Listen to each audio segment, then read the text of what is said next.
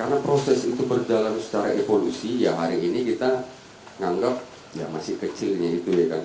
Tiba-tiba mungkin 10 tahun yang akan datang bisa muncul dari sebelah pulau Shimamura Godzilla muncul ya kan. Ada rupanya mutasi gen ya kan, karena itu adalah danau dengan vulkanis tertua, termasuk golongan yang tertua yang membentuk peradaban di sekitaran Danau Toba. Atau misalnya kalau sama Egi dengan Paman Tanobata misalnya, proyeksi misalnya kita tahu misalnya kan, ada banyak kebijakan kan, hasil hutan non kayu, walaupun kita tahu yang keluar tiap hari dari situ kayu, dari mana ini bisa muncul, ada peraturan gitu kan.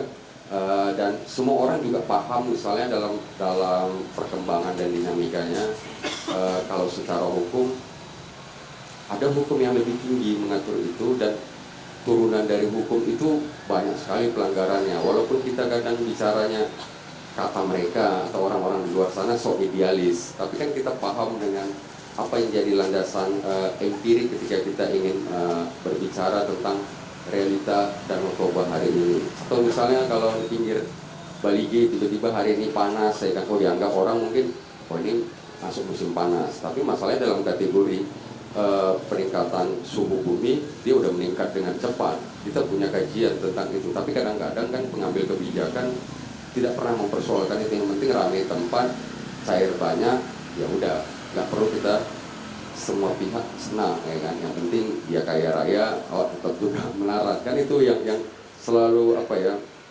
dikumandangkan, seakan-akan kita terbuai gitu.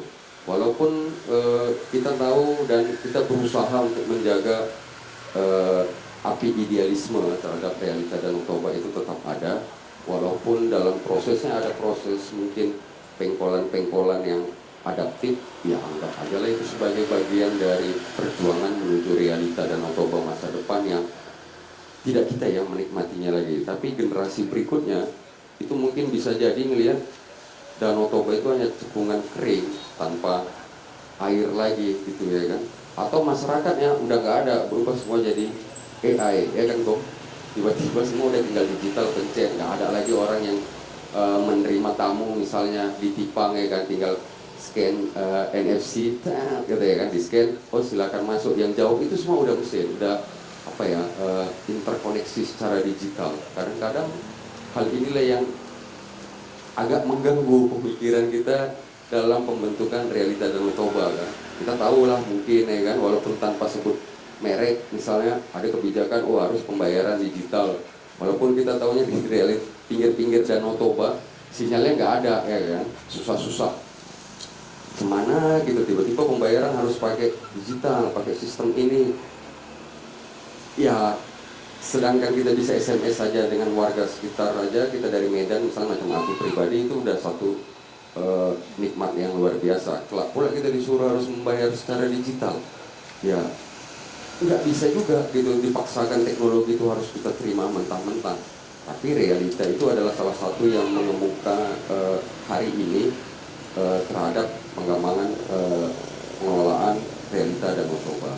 Jadi tanpa berpanjang lebar, mungkin aku mau tanya sama Bung Hengki nih ya kan, tentang realita Danau Toba dengan latar belakang aplikatif yang dijalani hari ini. Kira-kira gitu kan, realita Danau Toba itu dari perspektif Hengki secara pribadi maupun dengan latar belakang, apa sih ini yang terjadi gitu kan, atau apa persoalan yang paling krusial, walaupun kita selalu mungkin ngomongnya lebih banyak ya dampak negatif dan mudaratnya daripada positif kan gitu ya kan. Tapi dia minimal kita jangan apatis, mungkin ada sedikit cahaya penerang dalam melihat realita Danau Toba, walaupun cahaya itu samar-samar, cahaya itu yang harus kita kuatkan. Silakan Bu Hengki, kira-kira bagaimana ini ya. Terima kasih Bang. Mungkin terima kasih juga kepada RKI dan jaringan komunal melibatkan anak Tanobata bisa menyumbangkan isi pikiran lah di ruang ini, dan juga secara khusus mungkin membicarakan konteks Danau Toba ini, ya akan banyak hal lah yang akan kita diskusikan gitu. Tapi sebelum itu mungkin aku ingin memperkenalkan diri singkat. Aku Hengki Manalu. Saya dalam 6 tahun terakhir ini aktif di organisasi masyarakat adat namanya Aliansi Masyarakat Adat Nusantara di wilayah Tanah Batak. Jadi skup kita bekerja di kawasan Tapanuli, ada beberapa kabupaten yang memang konsennya itu satu terkait hak-hak masyarakat adat. Kita melakukan pendokumentasian, mengkaji soal masyarakat adat, kemudian memberikan perlindungan dalam hal advokasi gitu, dan juga berkaitan dengan budaya. Nah, ketika Bang Apena tadi menanyakan seperti apa realita dan agak berat memang menurut kita. Saya pribadi mungkin yang tinggal di Balige, keluar masuk hutan juga ke Pegunungan Toba, dan sesekali menikmati air Danau Toba yang memang sudah keruh tapi harus dinikmati juga, ya kan. Jadi kalau aku menganalogikan Danau Toba saat ini, ketika ditanya realitasnya, ya dia sudah menjadi tong sampah yang besar menurutku, ya. Kenapa? Ada banyak hal sebenarnya, dimulai dari tingkat terkecil sampai yang skupnya besar itu. Ya mungkin teman-teman juga yang ke Danau Toba pasti melihat realitas itu ya sebenarnya, mulai dari sampah, limbah, bahkan di gunung juga kita diusir gitu kan.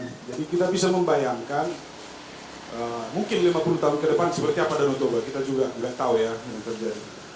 Nah, tapi berkaitan dengan Geopark Kaldera Toba ini kan, ada semacam harapan besar di awal sebenarnya dari kita, ya, dari Yaman Tanah Batak, melihat bahwa ketika ini menjadi taman bumi, dia akan diprotek, ya kan, akan dilindungi dia dengan masifnya, ya. Nah, itu suatu mimpi ya bagi kita, karena selama ini juga kita menyuarakan ya tentang bagaimana deforestasi terjadi di pegunungan-pegunungan Danau Toba, bagaimana limbah-limbah berserakan. Jadi ketika ini menjadi perhatian dunia, dia akan dilindungi. Bukan hanya mungkin bagi orang Batak ya yang tinggal di kawasan Danau Toba. Untuk makhluk di bumi ini, ya Danau Toba itu dari sudut manapun kita lihat dia menyuguhkan sebuah keindahan, spiritualitas yang tinggi, dan juga ketenangan lah. Jadi bohong mungkin ketika orang menyatakan bahwa Danau Toba itu nggak indah, bohong itu. Dari sudut mana kita melihat Danau Toba ini kan? Nah, tapi saat ini ada keresahan yang besar sebetulnya dari pengalaman-pengalaman kita berkunjung ke kampung-kampung yang ada di Danau Toba, baik itu yang di pesisir dan di atas. Kita seakan membayangkan kemungkinan Danau Toba ini ya, hanya akan menjadi cerita yang diagung-agungkan lah mungkin ya di kemudian hari gitu kan, melihat realitas yang terjadi. Nah, di satu sisi seperti yang kusampaikan di awal tadi, bahwa besar tentu harapan Danau Toba ini akan tetap bersama-sama lah dilindungi. Nah, Geopark Kaldera Toba ini kan dia hanya salah satu langkah ya menurutku ya. Kebetulan ini berbicara global, jadi ada banyak orang tentu yang akan membicarakan tentang Danau Toba, mungkin tentang pelestariannya. Mungkin status sekarang itu yang dikasih peringatan ya Bang. Nah, menurutku memang itu ya penting itu kan. Jangan Kaldera Toba katanya tapi realitasnya, maksudnya nggak layak gitu kan. Jadi menurutku itu menjadi sesuatu yang harus memang kita kerjakan bersama-sama, dan ya ini realitas sekarang kan. Jangan kita agung-agungkan memang Danau Toba ini taman bumi yang kita juga berkontribusi merusaknya perlahan-lahan kan. Nah, itu salah satu yang menurutku penting ya. Kalau ditanya harapannya ke depan, ya semoga ini bisa berhasil lagi menjadi statusnya itu hijau, dan mungkin selain berkontribusi soal ekonomi, soal budaya, yang aku melihat itu lebih ke bagaimana kawasan Danau Toba ini memang ya dilindungi, dikunci dia. Nggak ada kata istilah karena dia mungkin punya apa gitu kan, nggak ada. Pokoknya sama siapapun kunci, ya kan, kira-kira gitu. Nah, kami Amantano Batak pernah membuat sebuah riset tahun 2021 tentang daerah tangkapan air Danau Toba. Jadi daerah tangkapan air Danau Toba inilah sungai-sungai yang memberikan air ke Danau Toba. Nah, jadi dari riset kita ini melalui spasial dan juga tinjauan lapangan, kita mengestimasi bahwa ada 79.753 hektar yang menjadi daerah tangkapan air Danau Toba. Yang ini ada di atas lah ini, hutan-hutan yang selama ini menjadi penyangga air untuk Danau Toba. Nah, ada di 7 kabupaten kota, Dairi, Karo, Simalungun, Toba, Samosir, Tabuk, Humbang. Nah, dari daerah tangkapan air Danau Toba ini ada sekitar 1.460 sungai yang mengalir ke Danau Toba dan 26.600 itu anak sungai. Nah, setelah kita teliti, ternyata dari luas yang segitu 279.000 hektar ini, 86 hektar itu dia sudah dalam kondisi kritis. Kritis artinya di dalamnya itu ada izin perusahaan ekstraktif lah, yang kayu kan, PT TPL. Nah, jadi setelah kita lihat ternyata dalam kurun waktu 10 tahun sudah ada 55 anak sungai yang mati, 55 sungai yang mati, yang alirannya itu ke Danau Toba, dan juga ada 3.039 anak sungai yang mati. Nah, bisa kita bayangkan ketika membicarakan biodiversity di Danau Toba, contohnya dalam konteks ini mungkin yang paling bisa kita tangkap itu tele. Tele itu sebenarnya itu surga bagi biodiversity lah, kekayaan ya. Ada di situ pohon endemik, hewan-hewan endemik, anggrek apa namanya yang baru diriset itu, anggrek tin katanya. Di situ dia ada. Tapi itu semua ada di situ izin perusahaan TPL kan, yang ya udah habis lah hutan itu kan. Jadi kita juga melihat bahwa ya mereka itu memang dari segi keuntungan ekonomi mungkin ya bisa mereka berkontribusi untuk negara ini, tapi mereka juga memberikan sumbangsi yang besar untuk kerusakan Danau Toba menurut kita ya, dengan realita yang terjadi itu. Jadi bisa kita bayangkan berapa banyak biodiversity Danau Toba yang hilang ketika hutan itu habis. Bukan soal manusia ini ya, karena cacing, apa mungkin hewan-hewan yang di hutan itu ya mereka berhak juga untuk hidup dan berhak juga untuk mereka dilindungi gitu. Bukan hanya soal manusia ini. Nah, jadi dari situ bisalah kita melihat bahwa bencana alam yang terjadi beberapa tahun terakhir ini di kawasan Danau Toba, ya itu akibatnya, nggak ada soal lain di situ kan. Karena dibilanglah intensitas hujan yang tinggi, omong kosong itu. Orang yang mungkin tidak bersekolah pun tahu ketika pohon nggak ada di situ ya akan longsor kan gitu kan. Ilmu sederhana itu. Tapi kita akan selalu diberikan narasi bahwa ya siklus alam lah apalah, tanpa kita pernah memang berani bersuara bahwa ya penyebabnya ini gitu kan. Nah, itu juga salah satu dilema kita melihat kawasan Danau Toba hari ini kan, bahwa kita ada banyak orang yang berkontribusi supaya Danau Toba ini tetap indah, tetap dijaga, tapi kita harus juga berani menurutku mengambil sikap terkait yang saat ini ada di situ dan merusak dia kan perlahan-lahan. Ini akan menjadi kayak semacam apa ya penyakit yang perlahan-lahan akan menggerogoti kan. Nah, kemudian yang aku lihat ya, di tengah kebijakan pembangunan untuk Danau Toba sekarang itu ya kita bisa mungkin memberikan apresiasi yang besar gitu kan, bahwa Danau Toba ini sekarang wisatawannya kita bilanglah mulai dia perlahan naik terus kan, banyak orang yang bercerita tentang Danau Toba gitu kan.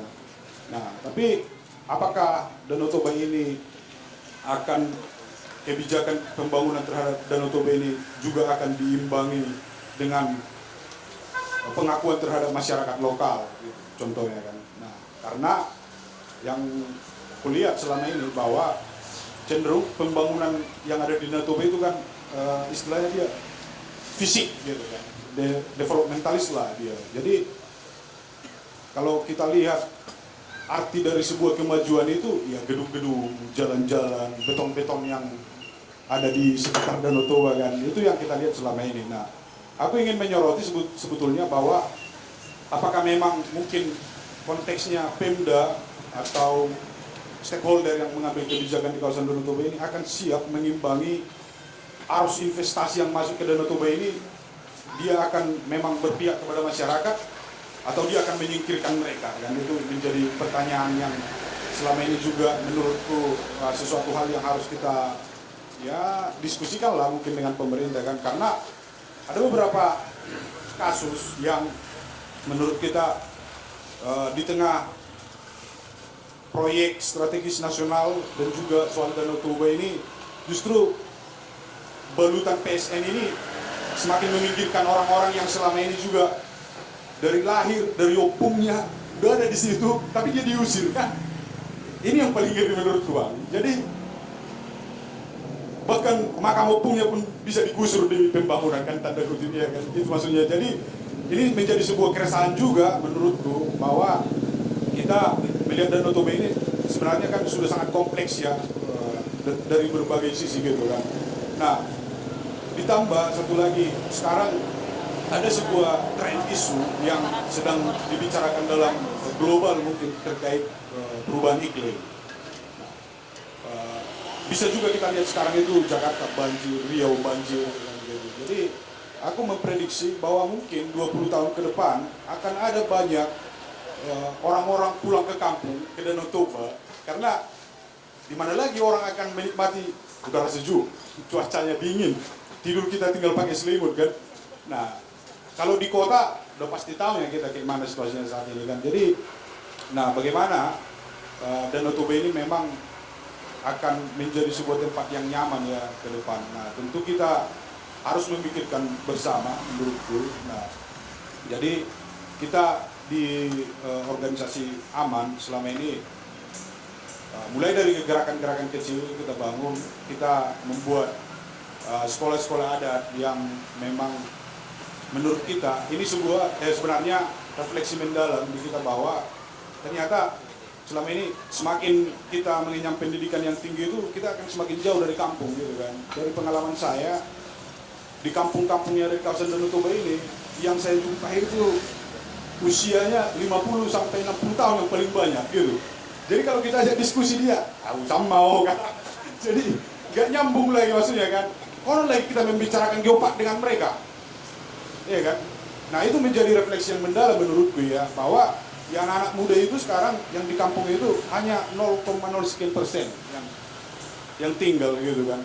Jadi makanya itu kita mencoba berinisiatif membuat pendidikan adat kepada anak-anak supaya mereka ini setidaknya pun mereka pergi nanti adalah yang tinggal dari 10 tinggallah 5 kira-kira gitu kan harapan besarnya.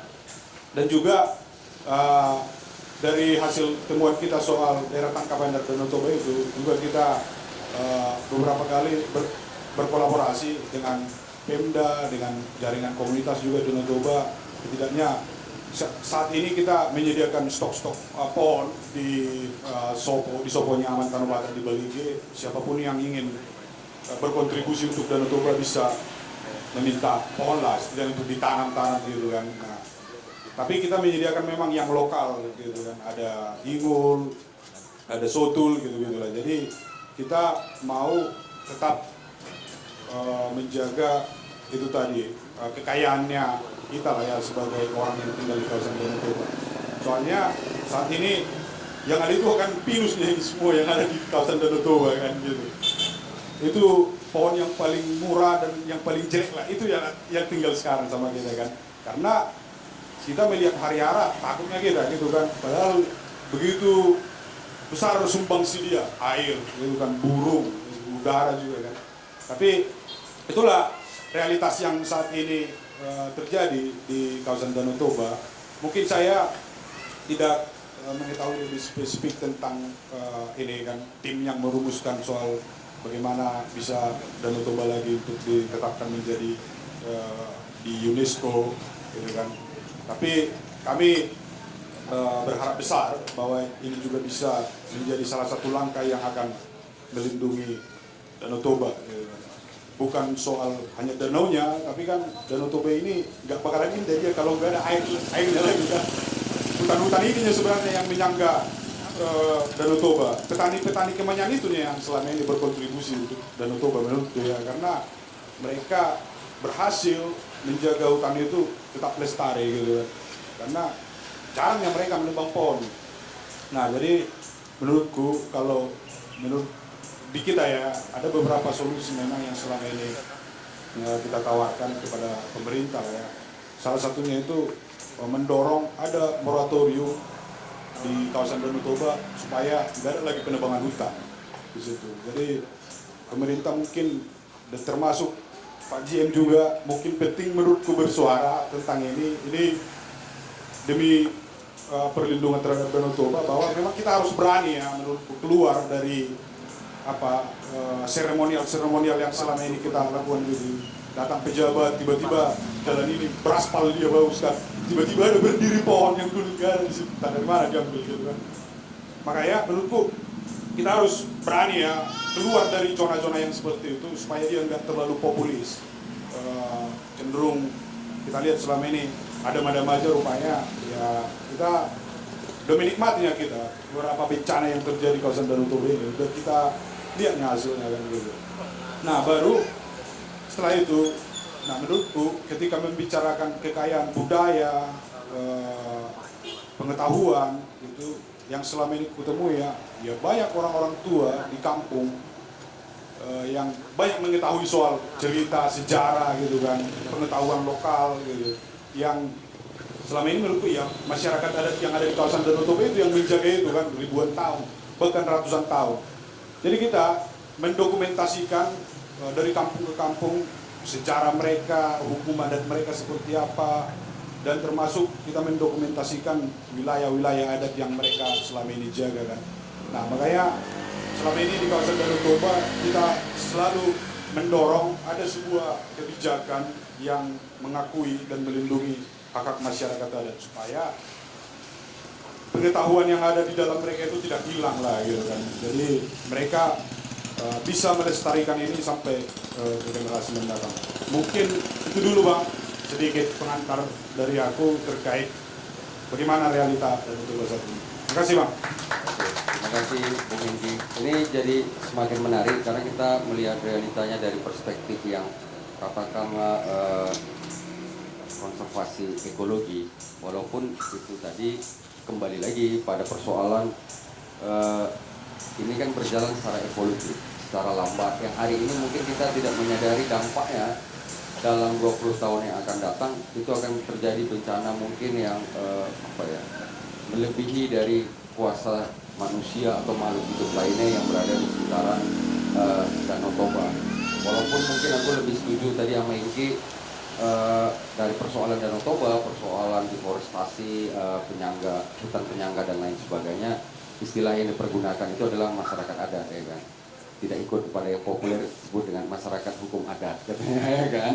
Karena implikasinya nanti dia berbeda kan gitu. Itu yang kadang-kadang persoalan itu yang mungkin karena kalau dibalikin tadi kasusnya sedikit yang dijumpai dengan yang udah berumur, yang udahlah itu aja lah, apalagi mau masuk ya isu kaldera, udahlah banti aja lah sana kan gitulah. Mungkin tanggapan dari masyarakat karena mungkin yang persoalan itu kan udah di luar kuasanya. Karena yang terjadi itu adalah kapitalisasi yang ekstraktif, yang terang-terangan bahkan terjadi, misalnya mengorbankan tidak hanya misalnya manusia, tapi yang makhluk hidup lainnya itu makin hari semakin biota-biota itu semakin menghilang, dan belum lagi misalnya kekayaan flora dan fauna yang tercakup dalam biodiversity belum lagi misalnya persoalan kultural yang pelan-pelan kita dirubah, ya kan. Walaupun aku agak salut juga sama Gom tadi masih bisa bertutur, oh abang nih kita adalah bula-bula saya gitu ya. Karena yang kayak gitu dengan progres yang terjadi hari ini, kebudayaan itu kan pelan-pelan digerus, alam sudah digerus, jadi kita tinggal numpang pun kita bayar kan gitu, seakan-akan padahal kita adalah pemilik asli dari entitas misalnya di sekitaran Danau Toba, tapi kita berada dilema harus mengakui yang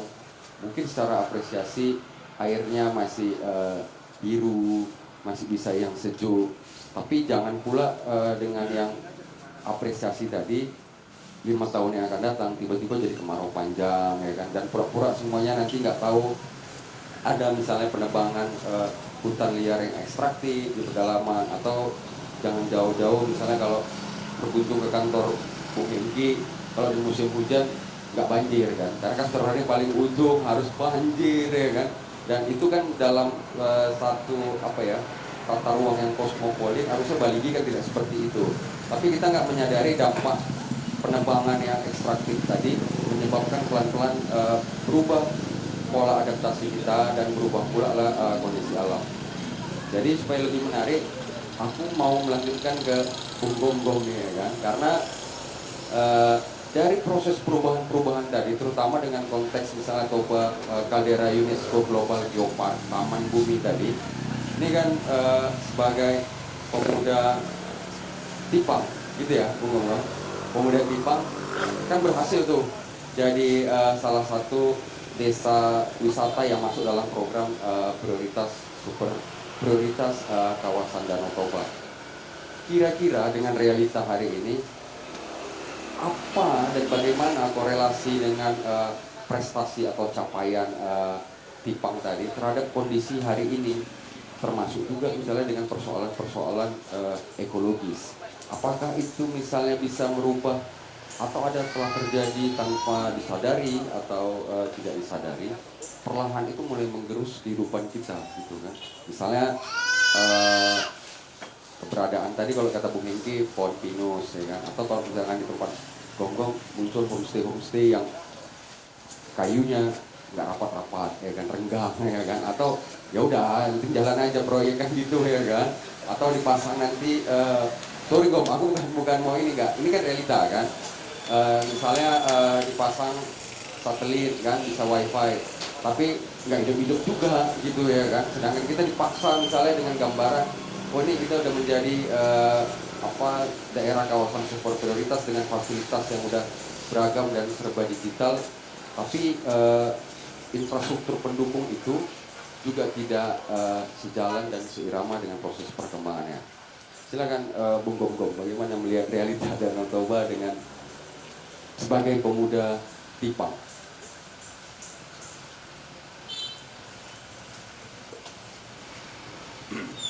Horas. Baik, yang pertama saya mengucapkan terima kasih kepada teman-teman di RKI atas kesempatan ini. Bisa saya katakan sebenarnya ini sebuah hal yang sudah lama saya bayangkan ya, gitu. Kapan kita ada semacam diskusi ringan kayak gini, dan puji Tuhan lah hari ini bisa terwujud. Yang pertama, saya perkenalkan dulu, saya Gom Lumbantoruan. Saya dari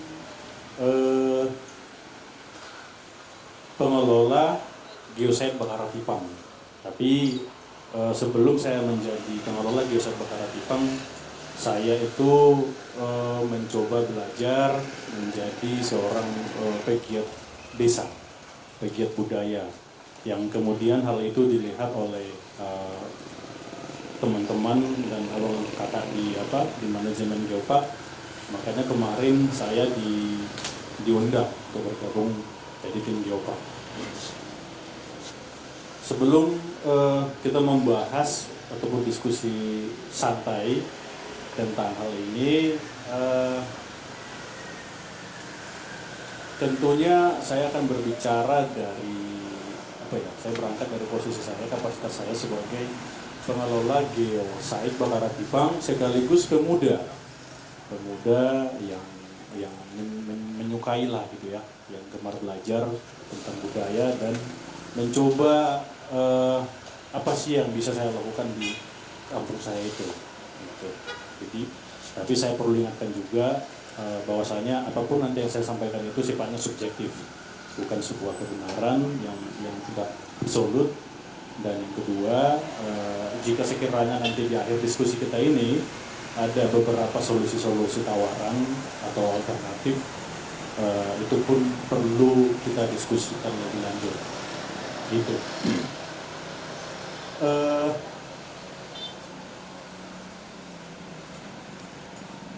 Izinkan saya bertanya kepada semua teman-teman saya yang ada di sini.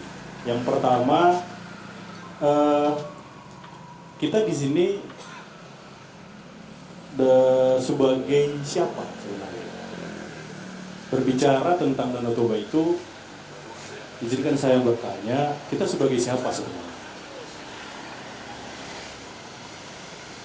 Karena mengetahui kita sebagai siapa itu akan berpengaruh nanti terhadap kita mau apa dari Danau Toba, ada untuk Danau Toba gitu.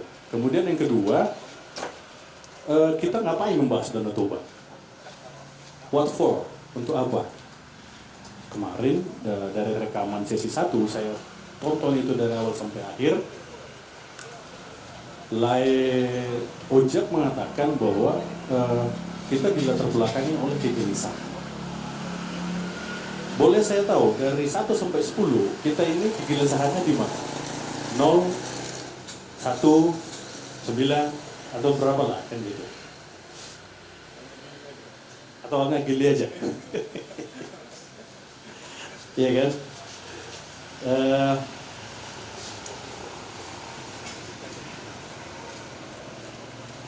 Tadi saya sampaikan saya berbicara dari kapasitas saya sebagai pengelola geopark sekaligus pemuda. Tapi sebelumnya Pak, karena kedua saya ada di sini, Pak GM, izin ya Pak. Ya, tadi saya berharap Bu Dewi juga ada sebenarnya di sini, tapi mungkin belum nyampe.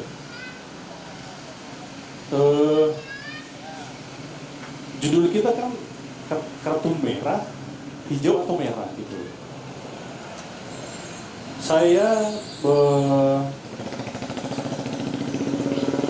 diusik oleh, begitu muncul wacana ini, saya diusik oleh sebuah pertanyaan. Apakah benar atau seberapa banyak di antara teman-teman atau kita, masyarakat Danau Toba yang berani menceburkan diri dalam diskusi soal Danau Toba, dia tahu nggak alasan UNESCO mengatakan Danau Toba itu warna ini? Tahu nggak dia itu? Jangan sampai dia sekedar melibatkan diri, tapi dia nggak tahu sebenarnya dia sedang nimbrung dalam konteks apa. Karena kalau kita nggak tahu apa yang kita bicarakan, yang kita ikut bicarakan, itu kan ya sebagai pemuda yang berpikir, saya kira sayang sekali. Kan gitu kan? Nah,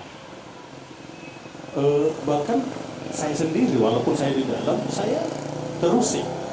Kenapa kami kartu hijau, kartu kuning? Kan gitu.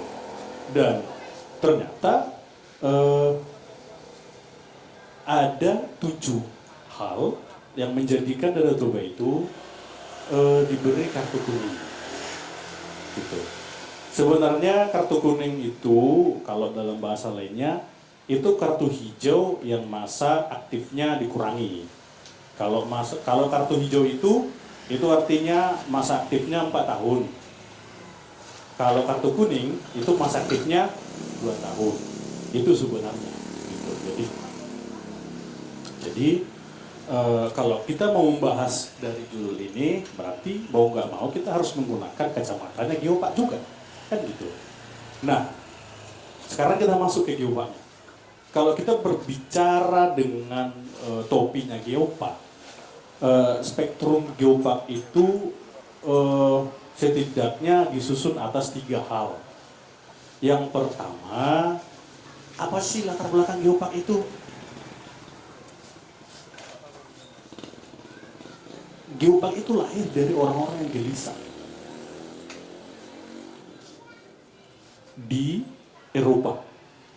Mereka gelisah melihat bagaimana di lingkungan mereka telah mengalami lebih dulu apa yang kita lihat dan apa yang diceritakan oleh Bung Hengki tadi. Mereka gelisah melihat itu.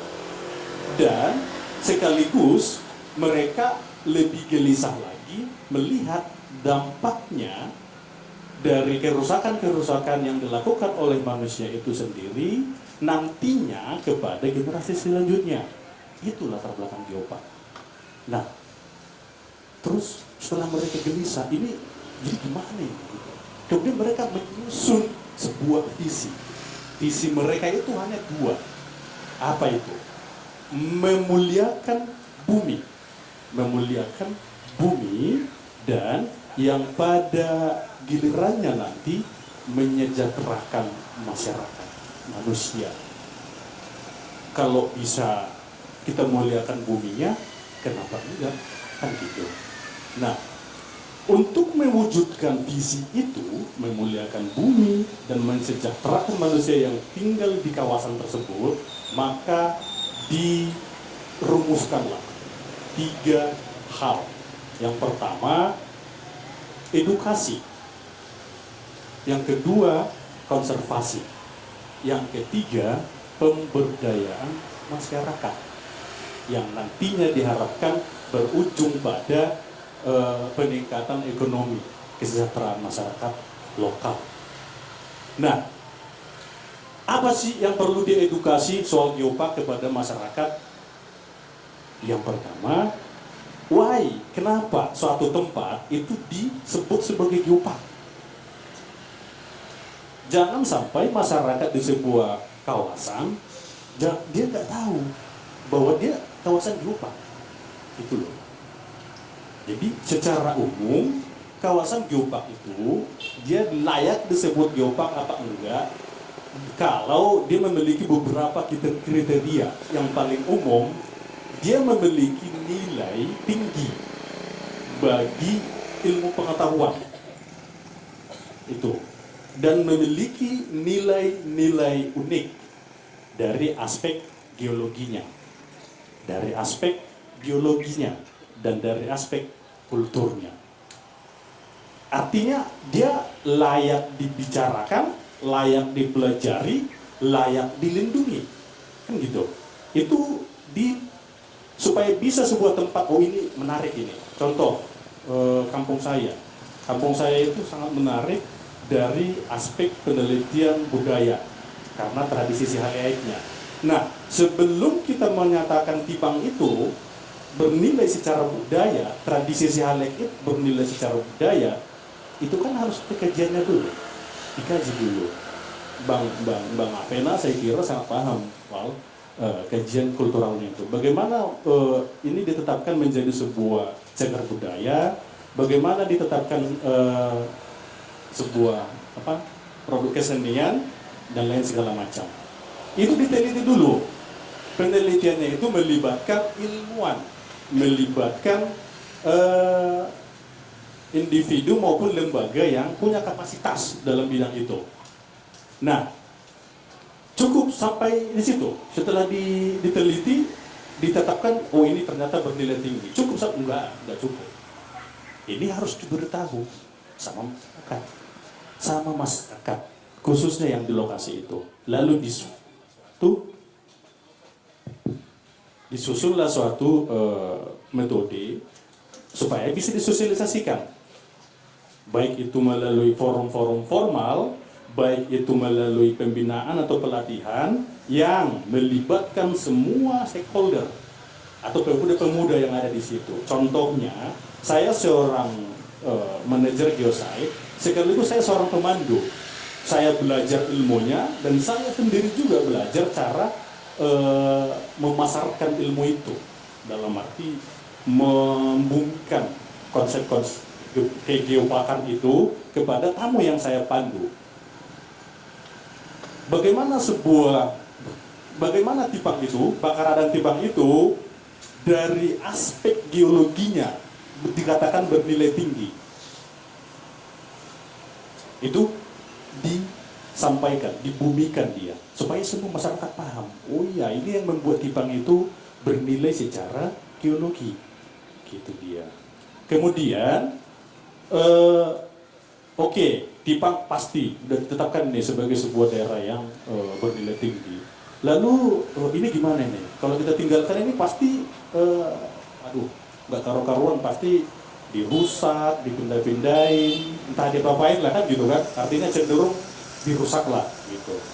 Lalu berpikirlah bagaimana caranya supaya kita bisa membuat satu treatment ini barang nggak rusak atau nggak dipindah-pindahin. Lahirlah yang namanya konservasi. Konservasi ini upaya setelah diteliti, kemudian ditetapkan, kemudian dilindungi. Dilindungilah contoh sarkofagus tersebut. Kan sayang peninggalan sebagus itu harus rusak, harus terbuang, harus tercampak atau diabaikan begitu saja. Sayang kan? Itu kan sebuah produk pengetahuan di jenis yang bernilai tinggi. Nggak ada yang meragukan itu.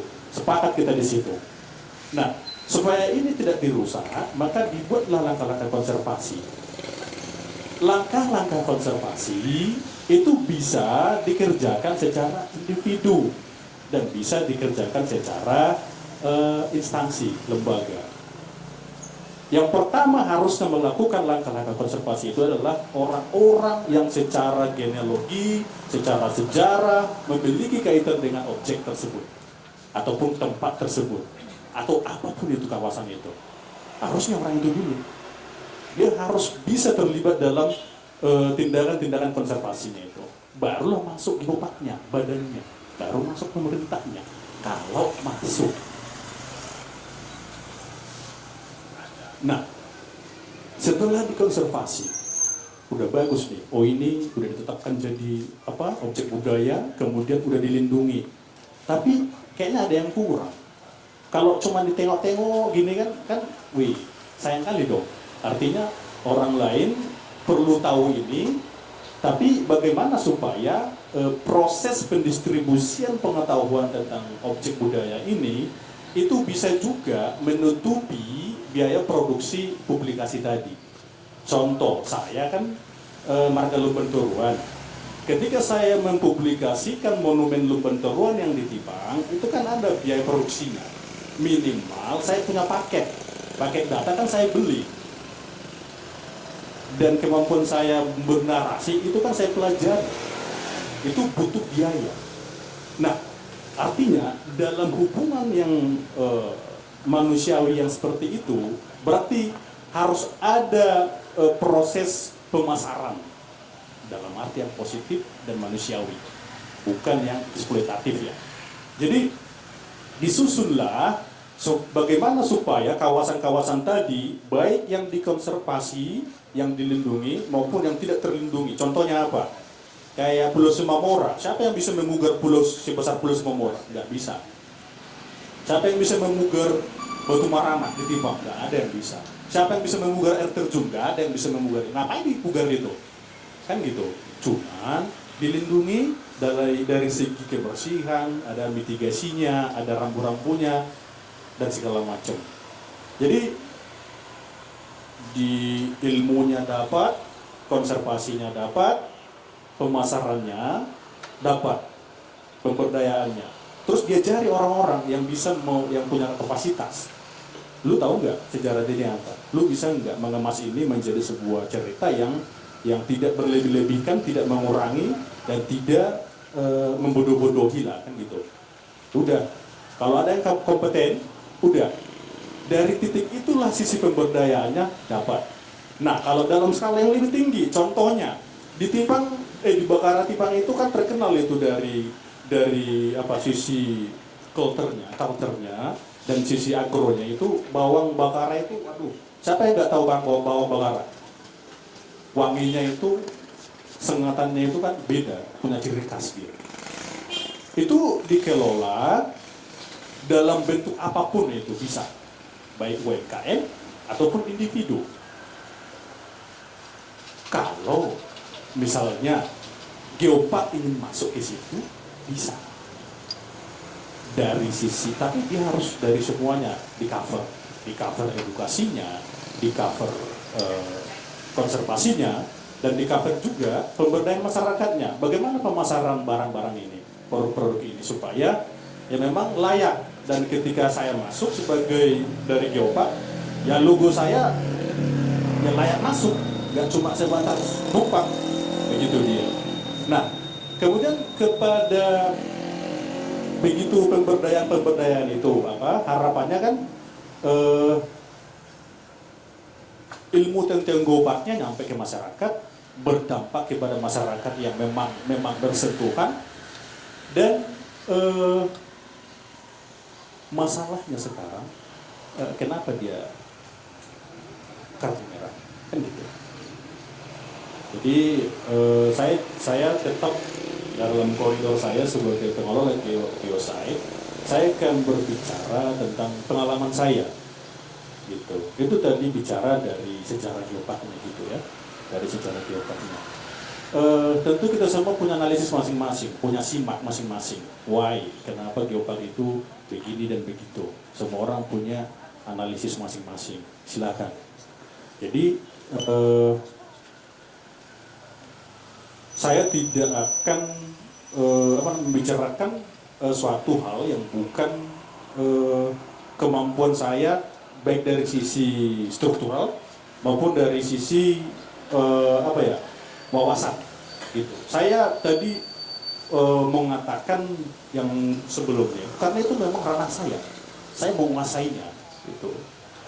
Saya percaya diri dan saya siap berdiskusi panjang dan lebar mengenai geosite saya dari semua aspek, siap, dan saya sudah diakui soal itu dalam hal itu gitu.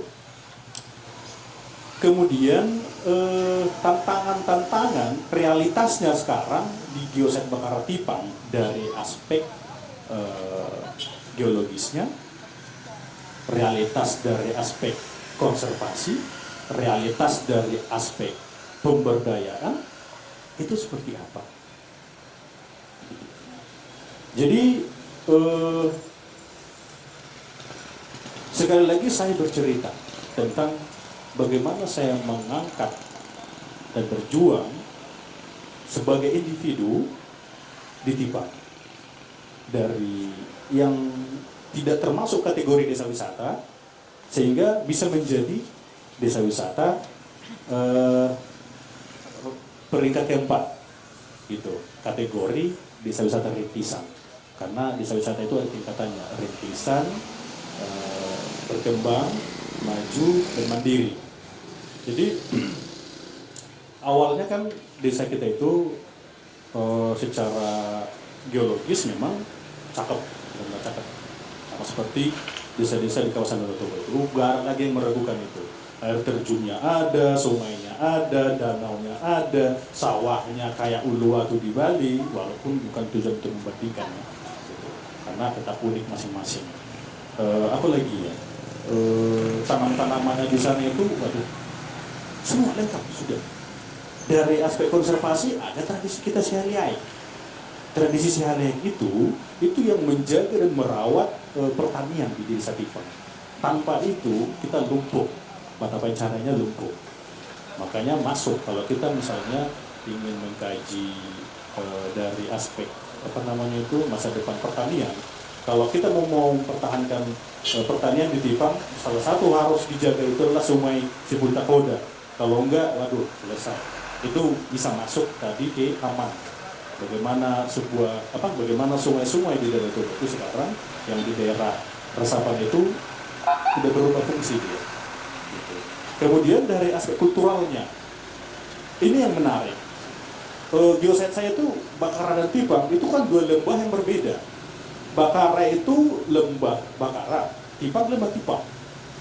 Dari sisi geografis mereka berdua berdekatan, tetapi dari segi kulturalnya seolah-olah tidak berhubungan.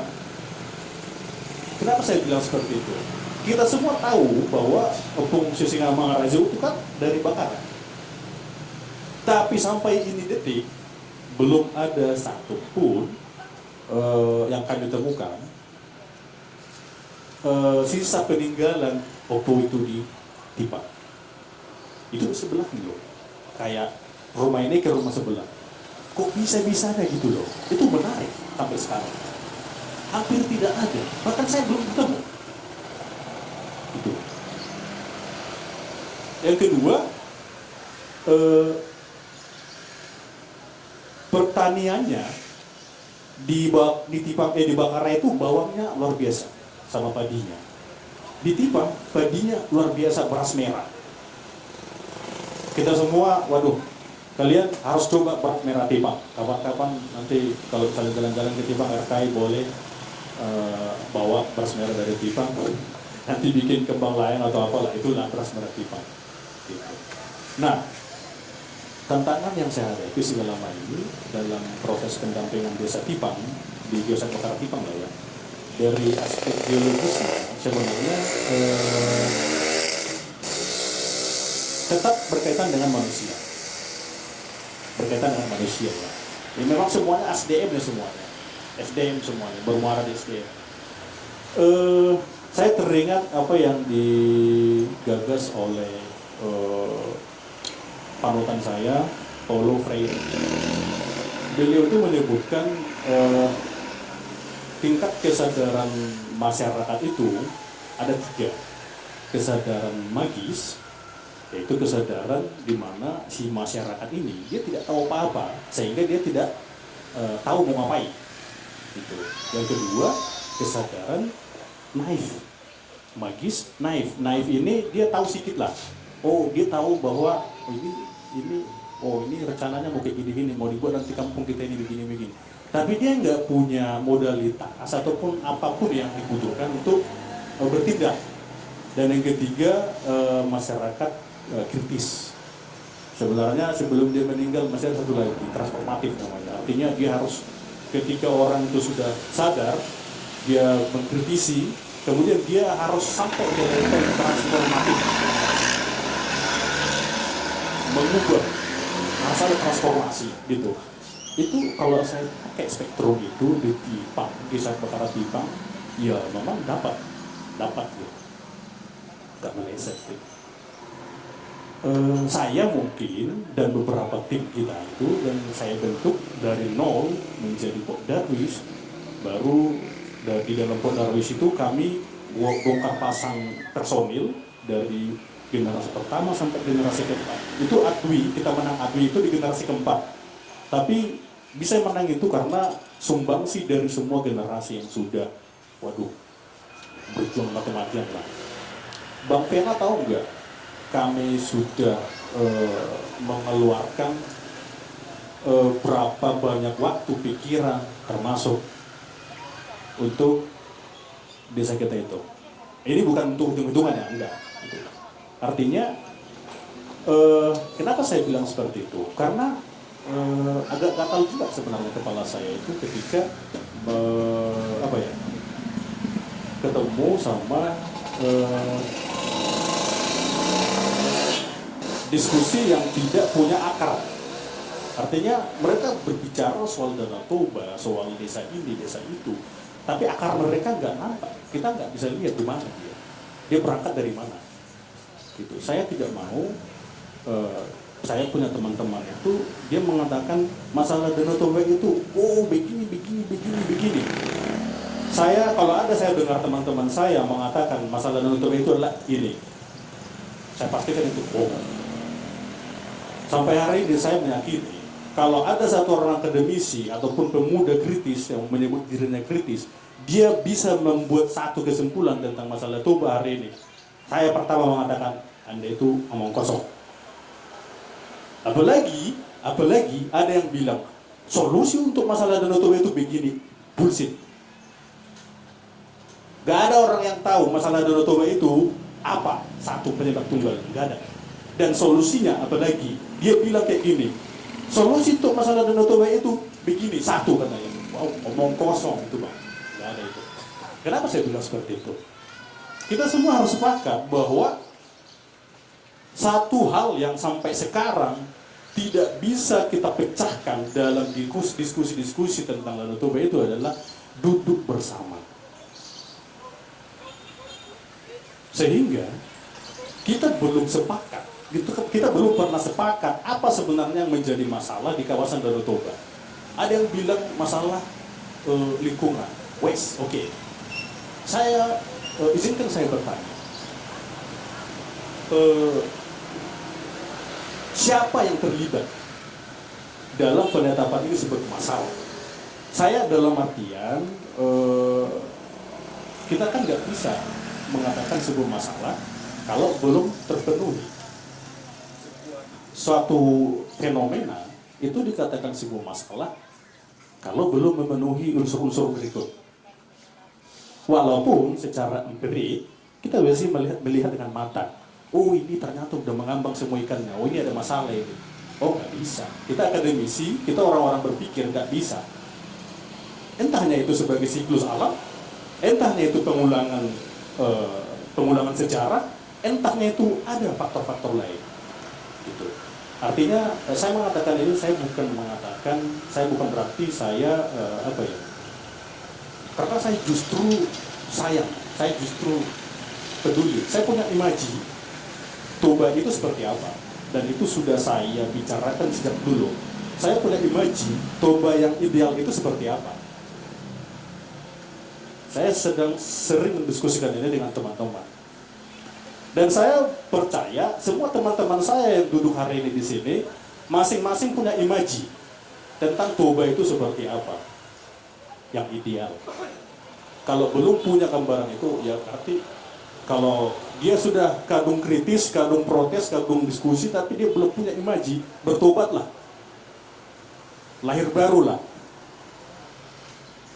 gitu. Minimal punya imaji. Danau Toba yang saya harapkan itu seperti ini. Kita berangkat dari situ, nggak ada pijakan, nggak ngapain cerita omong kosong itu kan gitu. Jadi tidak ada satu masalah tunggal di Danau Toba, dan apalagi solusi tunggal nggak ada itu. Yang bisa kita lakukan itu duduk bersama, tapi itulah sekaligus sebuah solusi yang paling mustahil kita lakukan. Kita ibarat mengangkat sebuah solu.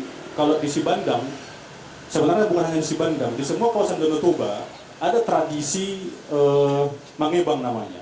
Tradisi mangebang itu mengangkat kapal atau bot atau solu sebelum dia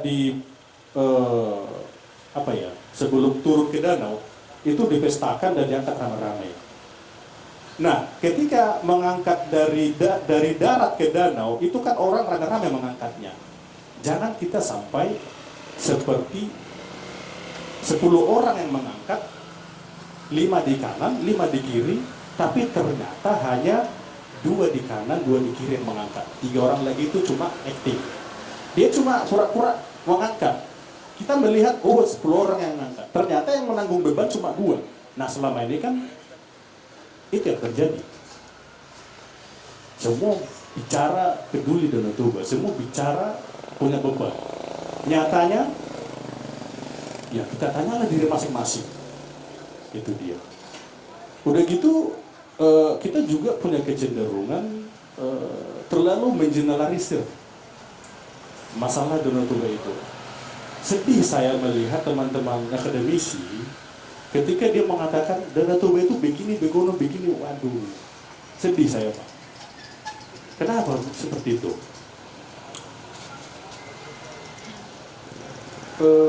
Saya bukan mau mengatakan ini soal melanggar atau melanggar ya, terserah. Yang penting lu punya data akurat, kan gitu. Kau tinggal di mana, yang kau bahas apa? Karena saya salah satu orang yang sangat meyakini bahwa pengetahuan itu itu diserap dari panca indera. Kita hanya mendengar, tapi bisa kita bicara. Coba gimana jadinya? Itulah yang dibilang orang pintar, mendengar seperempat, paham setengah, bicara dobel-dobel.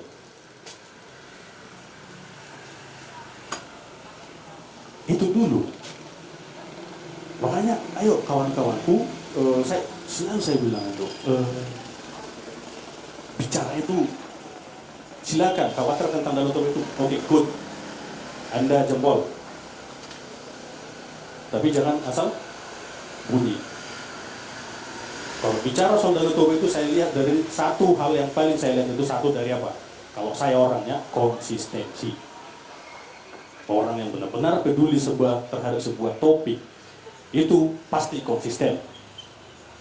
Jangan besok bahas mangga, lusa bahas belerang, hari ini bahas keripik, nggak ada itu. Kalau menurut saya, karena saya percaya bahwa manusia yang fokus itu pemikirannya mendekati murni, penilaiannya mendekati ideal. Walaupun tetap kabur, ada bias di situ, pasti ada bias. Tapi itu Bang, saya percaya konsistensi adalah satu-satunya bukti bahwa seseorang itu benar-benar peduli terhadap suatu kawasan. Jangan musiman. Contoh, misalnya karena aku di Geopark, jadi selama di Geopark aku mau main Geopark lah, bla bla bla, nggak ada itu. Kita semua bisa melihat track record. Sebelum saya di Geopark, saya justru sudah memenangkan Adwi. Makanya tadi Bu Devi sama mantan ketua harian kita, Tulang Menghindar itu ketua, langsung mengundang saya secara pribadi. Ayo gabung di Geopark dan Dinas Pariwisata Humbang. Jadi artinya saya khawatir bahwasannya kita sebenarnya bukan sedang membicarakan sebuah yang serius, tapi kita sedang berbicara tentang gagasan. Karena kan anak-anak muda kan suka membicarakan gagasan, tapi dia lupa gagasan dia apa. Kan gitu. Kritis boleh, tapi ya janganlah kritis-kritisan kan gitu. Ya kritis benar-benar kritis lah. Minimal lu punya literatur lah, lu punya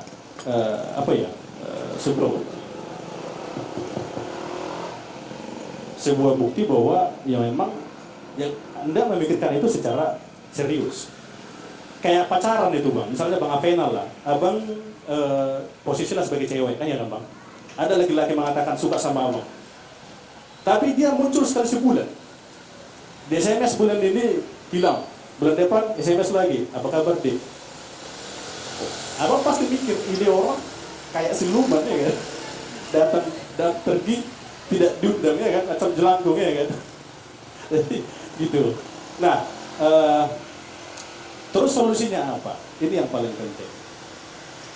Yang jelas soal kartu merah, kartu kuning, solusinya secara substansial dari ketujuh elemen yang tidak terpenuhi itu. Kalau saya nggak salah, yang pertama itu soal pemetaan aspek geologis. Yang kedua, pemetaan aspek kebudayaan. Yang ketiga, visibilitas di daerah geosite. Yang keempat itu kemudian partnership, kayak kita jalan sendiri di Geopark. Karena memang faktanya kayak gitu. Yang kelima atau keenam itu masalah logo. Logo Geopark itu jarang ditemui di Danau Toba. Dan yang keenam soal kerjasama dengan masyarakat lokal ya, bukan yang kayak lembaga-lembaga yang besar, masyarakat lokal lah, itu yang saya bicarakan di awal tadi.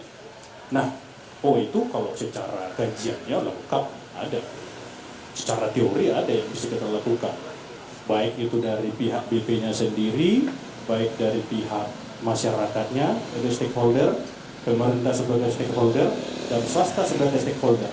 Tapi saya tidak heran dan saya tidak biasa aja soal itu. Tapi kalau saya baru apresiasi 4 jempol kalau seseorang itu main di level individu.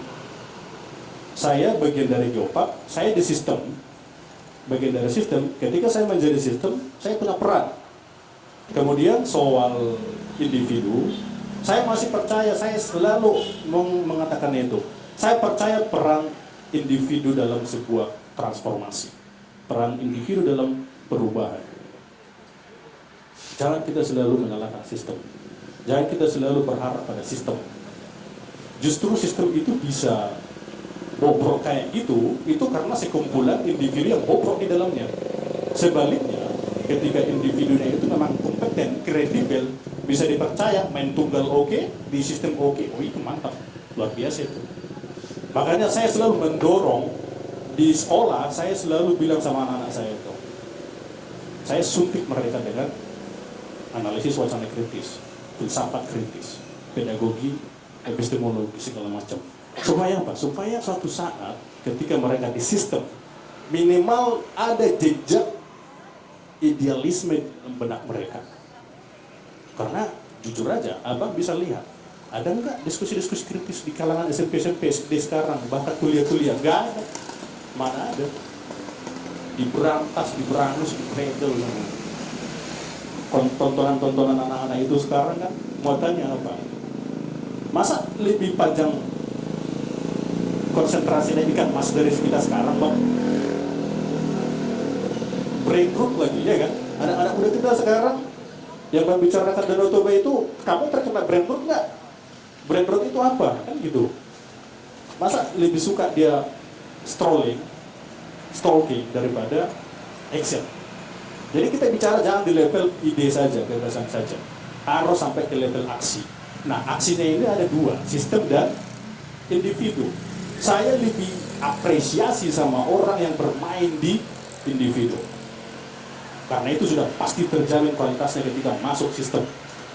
Gitu. Apa yang bisa kita lakukan untuk memperbaiki Danau Toba, termasuk kartu merah ini, kartu hijau ini, kartu kuning ini di Danau Toba? Saya dalam kapasitas saya sebagai seorang pengelola geosite, dari awal saya sudah membebankan diri saya tuntas dari aspek geologis.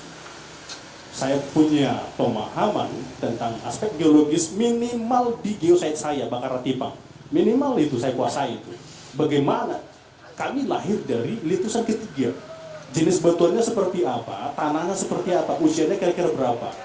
Tanah di sini dari mana, unsur mineralnya apa, pengaruhnya terhadap tumbuh-tumbuhan itu apa, yang pada gilirannya menghasilkan tumbuh-tumbuhan yang subur dan satwa tertentu yang menjadi endemik, kalau nggak salah endemik di sana. Dan kesuburan itu mendukung pola mencapai pencaharian masyarakat di sana, bertani, dan bertani ini harus didukung dengan irigasi yang disebut si Haliak tadi.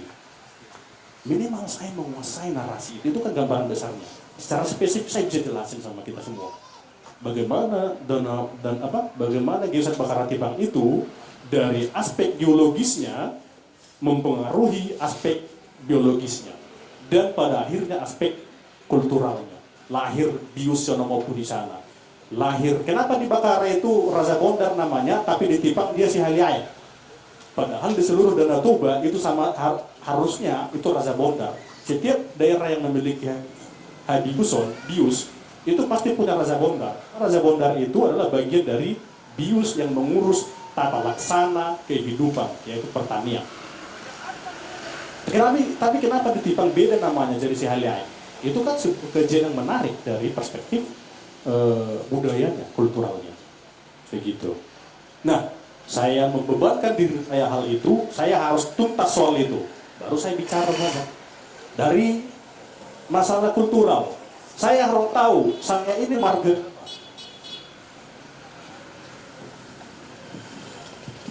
Saya marga Lumban Toruan, nomor 17. Opung saya, walaupun saya Lumban Toruan, masih ada sub marganya, yaitu Hariara. Dari Hariara masih ada subnya lagi, Pareme. Dari Pareme siapa opung saya? Dari generasi saya sampai ke generasi Lumban Toruan nomor 1 wajib saya kuasai. Harus saya paham itu. Baru naik ke atas. Walaupun sejarah orang Batak itu ada banyak versinya. Minimal saya satu versi saya pahami. Jadi ketika saya berbicara soal identitas, saya tidak bilang dan bisa mempengaruhi adik-adik saya, orang-orang yang saya pandu, tamu-tamu yang saya pandu. Itu begitu saya mengatasi ini, kemudian di level yang lebih besar di desa,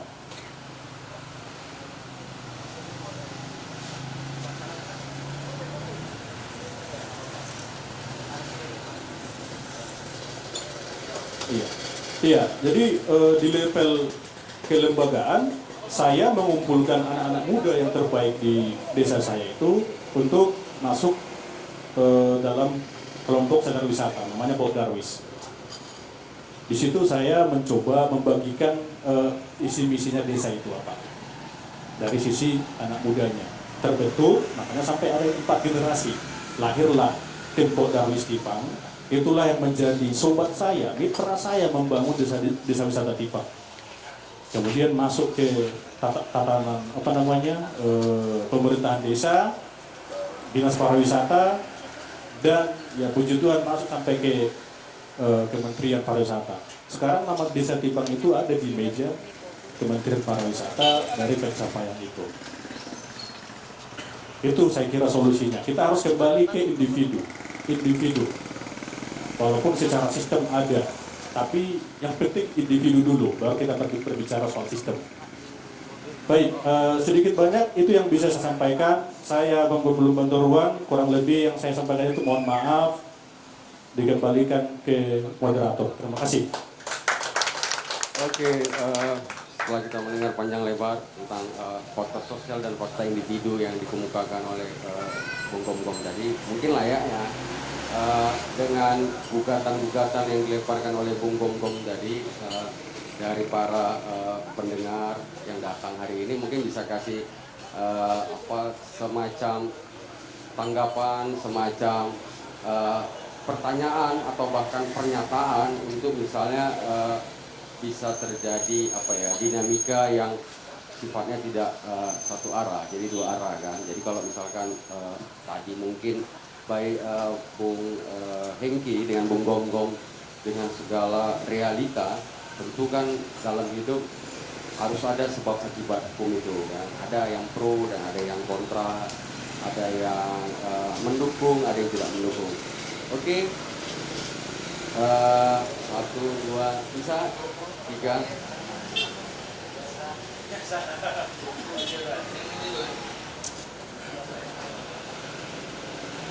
Cik, ya, selamat sore. Terima kasih ada para saya, ada Lai juga, Lai Gonggung. Pertanyaannya menarik ya. Presentasinya menarik teman-teman ya. Tapi menarik juga untuk saya mau seperti cross check dan juga menghubungkan kerja-kerja kita ini dengan secara tidak langsung sebenarnya sudah tadi seperti Lai Gonggung menyampaikan sudah melakukan secara individu-individunya. Tapi kan memang kita nggak bisa pungkiri juga ada realita yang lebih besar daripada kekuatan individu. Ini kan menjadi persoalan bersama juga sebenarnya. Mungkin aku ke apa saya dulu, ke Hengki dulu. Ya, buat kalau saya secara pribadi, buat saya dan juga mungkin teman-teman saya yang notabene banyak di wilayah seni dan budaya, mungkin banyak kurang pemahaman tentang proses advokasi. Jadi bukan berarti kami secara real melihat kenyataan real, melihat pemberitaan-pemberitaan yang sekarang sedang berlangsung, terkhususnya dengan perusahaan lingkungan. Tapi kami tidak punya kekuatan yang sifatnya advokasi, karena wilayah kami adalah wilayah yang sangat sifatnya praktisi sumbernya itu. Nah, mungkin juga kita bisa membuat satu sinergi sama teman-teman Anantara Batak, sama teman-teman seniman gitu ya. Walaupun teman-teman Anantara Batak sudah mencoba memulainya ya dengan kemarin menghadirkan video dan teman-teman lain ya. Mungkin kasih forum ke kita pekerja seni dan budaya ini, agar proses advokasinya itu melalui seni dan budaya itu kami nangkap. Apa sih persoalannya? Seperti apa batasannya? Tadi cerita tentang berapa sungai yang hilang gitu, berapa anak sungai yang hilang. Kami kan sebagai yang di luar daripada proses advokasi itu sangat minim, sangat minim. Jadi aku rasa informasi yang disampaikan oleh Hengki dengan konteksnya realita dan atau dari perspektif Hengki dan Ahmad Darul-Batak itu perlu di-share, perlu diinformasikan yang lebih masif lagi ke teman-teman yang secara dampingan teman-teman berada di wilayah kawasan. Iya betul, itu menjadi orang yang pertama ya, istilahnya di daerah yang pertama sekali yang perlu diketahui mereka. Tapi teman-teman yang di luar sana juga, luar kita juga kayaknya perlu jadi agar kami tahu gitu, agar kami tahu tidak hanya menyuarakan, walaupun satu sisi memang itu menjadi satu persoalan baru gitu, persoalan baru. Kalau tadi hubungannya ke gonggong itu persoalan individu, kenapa tidak cari tahu gitu. Tapi kan persoalannya kan mencari tahu ini dengan pemantik, untuk orang mencari tahu kan lebih enak ada pemantiknya. Jadi itu mungkin satu ya seperti output dari problem diskusi kita ini. Ya mungkin teman-teman nanti Hengki balik ke teman-teman Ahmad Darul-Batak dan menyampaikan, menginformasikannya, dan mungkin kita bisa melakukan hal banyak gitu. Kami ingin bersuara, kalau secara pribadi saya ingin bersuara, tapi saya mau meletakkan suara saya tidak bisa seperti teman-teman gitu loh, karena saya berbeda gitu kan. Teman-teman memang terbiasa dengan advokasi, kami tidak biasa dengan yang face to face dengan persoalan ya. Kami biasa dengan bahasa seni kami biasa dengan, saya contohnya orang teater, bahasa mengungkapnya dengan gaya-gaya retorika kami, atau orang musik bersuara dengan lagunya, atau seni rupa dengan karyanya. Ya, itu mungkin menjadi satu campaign yang baru yang mungkin bisa kita lakukan ke depannya gitu ya. Kita lakukan depannya. Itu mungkin yang perlu menjadi diskusi lah ya, agar kita tidak terjebak dengan persoalannya itu gitu. Tapi nggak tahu kita mau ngapain ya dari konteks persoalannya itu. Karena kita tahu, kita paham di ruangan ini atau di tempat ini banyak ada beberapa lembaga, ada beberapa komunitas yang memang beda-beda cara pandangnya gitu ya. Beda-beda cara pandangnya. Ya kami dari tadi kebetulan disampaikan oleh Legonggong dari satu lembaga yang ngomongin tentang seni dan budaya gitu. Ya mungkin di masyarakat adat, ada dari teman-teman dari Pajian dari BPKGT, ada teman-teman dari lingkungan, ada dari media, atau dari mana gitu. Ini mungkin perlu gitu, perlu kita satu sisi untuk mengomongkannya gitu dengan isunya. Dan yang aku akan balik ke Legonggong, yang menarik ya, itu memang satu solusi memang yang sangat-sangat kita ketahui ya itu memang harusnya dari individu. Tapi kan kondisinya nggak seperti itu di lapangan. Kalau tadi kita tarik apa yang disampaikan oleh Hengki, bahwa orang yang kita jumpai, terkhususnya orang di kawasan, itu umurnya 50 sampai 70. Orang yang tidak mau lagi mengobrol tentang apa itu merawat, apa itu Pok Darwis, apa itu budaya. Orang yang mau menentukan besok aku makan apa gitu. Itu real. Besok ini hudonku ini berisi atau enggak gitu. Anakku bisa nggak mau transfer uang sekolahnya yang di Medan. Itu kan nggak bisa individu lagi. Kalau kita bicara tentang individu, dia akan kembali kepada kepentingan individunya, bahwa dia besok harus makan, bahwa dia besok harus menyekolahkan. Itu rasa juga tidak menjadi satu, menjadi tanggung jawab individu penting, tapi nggak bisa kita paksakan itu semuanya menjadi tanggung jawab individu-individunya. Tapi bagaimana individu-individu seperti ketemu Legonggong di Tipang, Legonggong menelurkan atau membuat semayan baru, ada ketemu dengan orang-orang baru, adik-adik yang baru, gerakan baru, anak-anak muda baru, yang akhirnya dari mungkin 0,1% kepedulian dia, keinginan tahu dia, dan mencari tahu tentang Tipang, menambah, mungkin itu menjadi satu hal yang satu catatan penting di bawah setelah individu. Ada yang kedua gitu, walaupun nggak sepenuhnya itu bisa menjawab, karena ya sama ya, kalau kebetulan dua orang yang depan ini adalah punya sampel-sampel desa yang dia memang ada di dalamnya, dan aku juga ada di dalamnya, walaupun desa itu bukan desaku gitu. Aku ada di Selalahi 6 tahun, 7 tahun, aku ada di Meat sekarang jalan 6 tahun, aku ada di Arengo, ada ketemu dengan beberapa teman-teman. Sekarang aku sering diajak Sintong main ke Pak gitu. Kondisinya selalu seperti itu, kita ketemui. contoh silalahi dalam konteks pemberdayaan masyarakat, efeknya akan berdampak pada masyarakat. Sekarang dalam konteks kegiatannya kami ada tahu silalahi yang kami lepas kepada anak-anak muda di sana, karena taruna di sana menjadi istilahnya apa ya, pemuda-pemuda cerdas lah ya, pemuda-pemuda cerdas, pemuda-pemuda yang adaptif dengan kondisi di sana. Dan bisa juga sepenuhnya kita bisa apa ya, ideologinya bisa kita turunkan.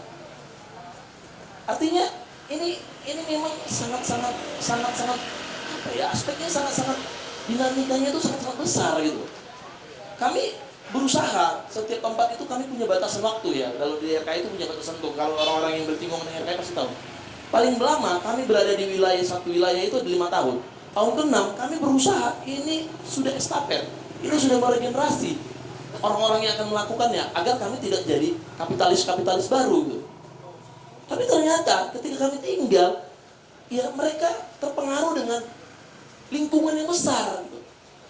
Lingkungan yang besar dan juga mungkin kapasitas yang belum begitu kuat. Ya mungkin kita tergerak itu kan karena punya kesadaran akademis, kita punya kesadaran jaringan, kita tergerak karena kesadaran dengan bahwa kita memang cara pikir kita udah di situ gitu. Kalau di masyarakat ini kan jadi problem ya. Biar juga ya, kita juga nggak tahu ya. Kalau saya pribadi, ya aku mungkin tidak menemukan jawaban gitu ya. Sampai project ini, sampai kehadiran kita di Toba, kita nggak mungkin dapat jawaban. Ya minimal kita bisa mewarnai. Kalau teman-teman saya, kita bukan mau jadi Superman baru gitu, tapi kita minimal mewarnai dengan apa yang terjadi. Karena jujurnya nggak akan bisa. Ya sama-sama kita tahu di lapangan stakeholder pemerintah lokalnya itu kan sangat labil. Semua tergantung kepentingan politik, semua tergantung kepentingan anggaran, semua tergantung kepada kepentingan siapa yang berkuasa dan CSR siapa yang masuk. Gak bisa kita bisa secara face to face melawan itu gitu. Ya itu saya harus sampaikan bahwa itu ya clear memang pernah mewarnai 10 tahun perjalanannya kami gitu. Dan ditawarin untuk hal yang lain gitu. Nah, ini yang menjadi mungkin seperti refleksi lah. Aku sangat setuju dengan apa yang disampaikan oleh Ray Gonggong gitu ya. Sangat setuju sekali. Tapi memang ini gak bisa juga kita berharap individu itu secara total ya. Gak bisa, karena beda kapasitasnya. Nanti kalau kita biarkan, ya nanti Ray Gonggong tidak ada di Tipang, gimana Ray? Apa memang udah menurut Ray itu tadi dari 5 kanan 5 kiri, yang tinggal cuma 2, yang 3 lagi cuma action dia, cuma hanya bergerak dia. Kalau kita biarkan kan ini kan bisa gawat. Nah, kita harus cari formula yang lebih mungkin mengerti kepentingan tanggung jawab dia individu dan mengerti juga frekuensi dia di sana gitu. Itu mungkin sebagai diskusi kita lanjutannya. Mungkin itu dari saya. Jadi pertanyaan tadi, informasi apa yang disampaikan Hengki sangat menarik buat kita gitu ya. Kita sebagai orang yang cukup berbeda dengan Hengki, walaupun sama-sama kalau kita tarik ujungnya sama-sama advokasi. Mungkin advokasi kita dari gaya seni dan budaya, tapi mungkin juga sebagai seniman ataupun penggiat seni dan budaya kita kurang mengangkat informasi itu. Mungkin Hengki dan jaringan kita nanti bisa sama-sama menemukan formula yang baru suatu saat gitu ya. Suatu saat kita cari waktu yang momen yang pas mengumpulkan ini dan seperti apa yang harus kita lakukan. Itu mungkin. Nah, terima kasih untuk moderator. Silakan.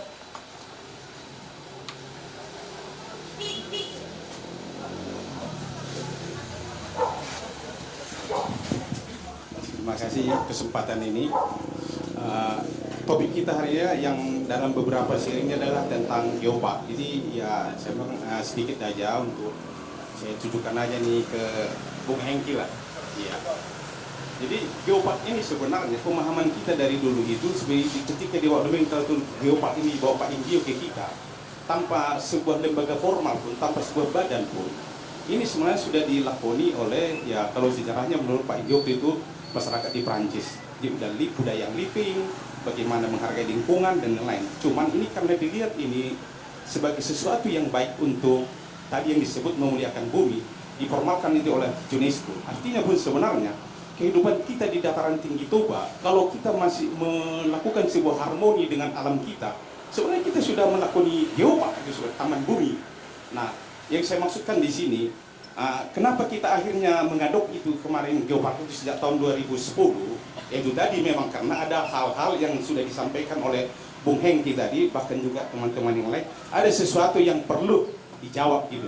Dan ternyata dari semua langkah-langkah atau apapun itu kita melihat ini sebuah geopark ini sebuah jawaban lah. Kenapa?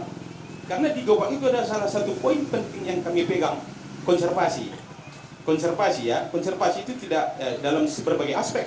Ada ya beda revitalisasi dengan konservasi. Konservasi ini lebih kepada lingkungan, memuliakan bumi, termasuk unsur geologinya, wawasan geologi, hutannya, deforestasi dihindari, ekstraksi kita hilangkan, baru tercipta suatu kegiatan ekonomi yang berkelanjutan dari geowisata, ekowisata. Nah, ini ke Bung Hengki ada sebuah pertanyaan ini. Dengan sebuah ada nomenklatur atau unsur atau komponen konservasi, bagaimana kira-kira peluang kita kalau kita mengadop geopark ini di dataran tinggi Toba tunggal gitu, terhadap penyelamatan lingkungan, terhadap harmoni, terhadap ekonomi yang berkelanjutan. Ini kenapa saya bertanya ke Bung Hengki, karena ya mereka berkecimpung dalam kehidupan lahir besar di sana, hidup lagi hari ini di sana. Tentu persoalan-persoalannya dengan segala yang disampaikan tadi sangat paham. Nah, ada sebuah tawaran geopark yang ada unsur konservasi, pendidikan dan ekonomi. Dan pemahaman kami ya, kalau betul-betul yang kita jalani, karena ini sebenarnya kan lakon hidup masyarakat buminya ini yang diformalkan oleh UNESCO. Tanpa UNESCO pun sebenarnya kalau kita lakoni, kita sudah melakukan kegiatan ini. Cuman akan lebih baik karena ada apa ya? Ada banyak persoalan, terlembagakan, tersuarakan ke berbagai belahan dunia lain melalui sebuah lembaga ini. Jadi bagaimana kira-kira ya menurut Bung Hengki dengan geopark ini, dengan konservasi di sana, revitalisasi soal budaya-budaya yang hari ini masih living, biodiversitinya betul-betul kita jaga untuk memakmurkan, mensejahterakan masyarakat dataran tinggi yang berbudaya agraris. Terima kasih.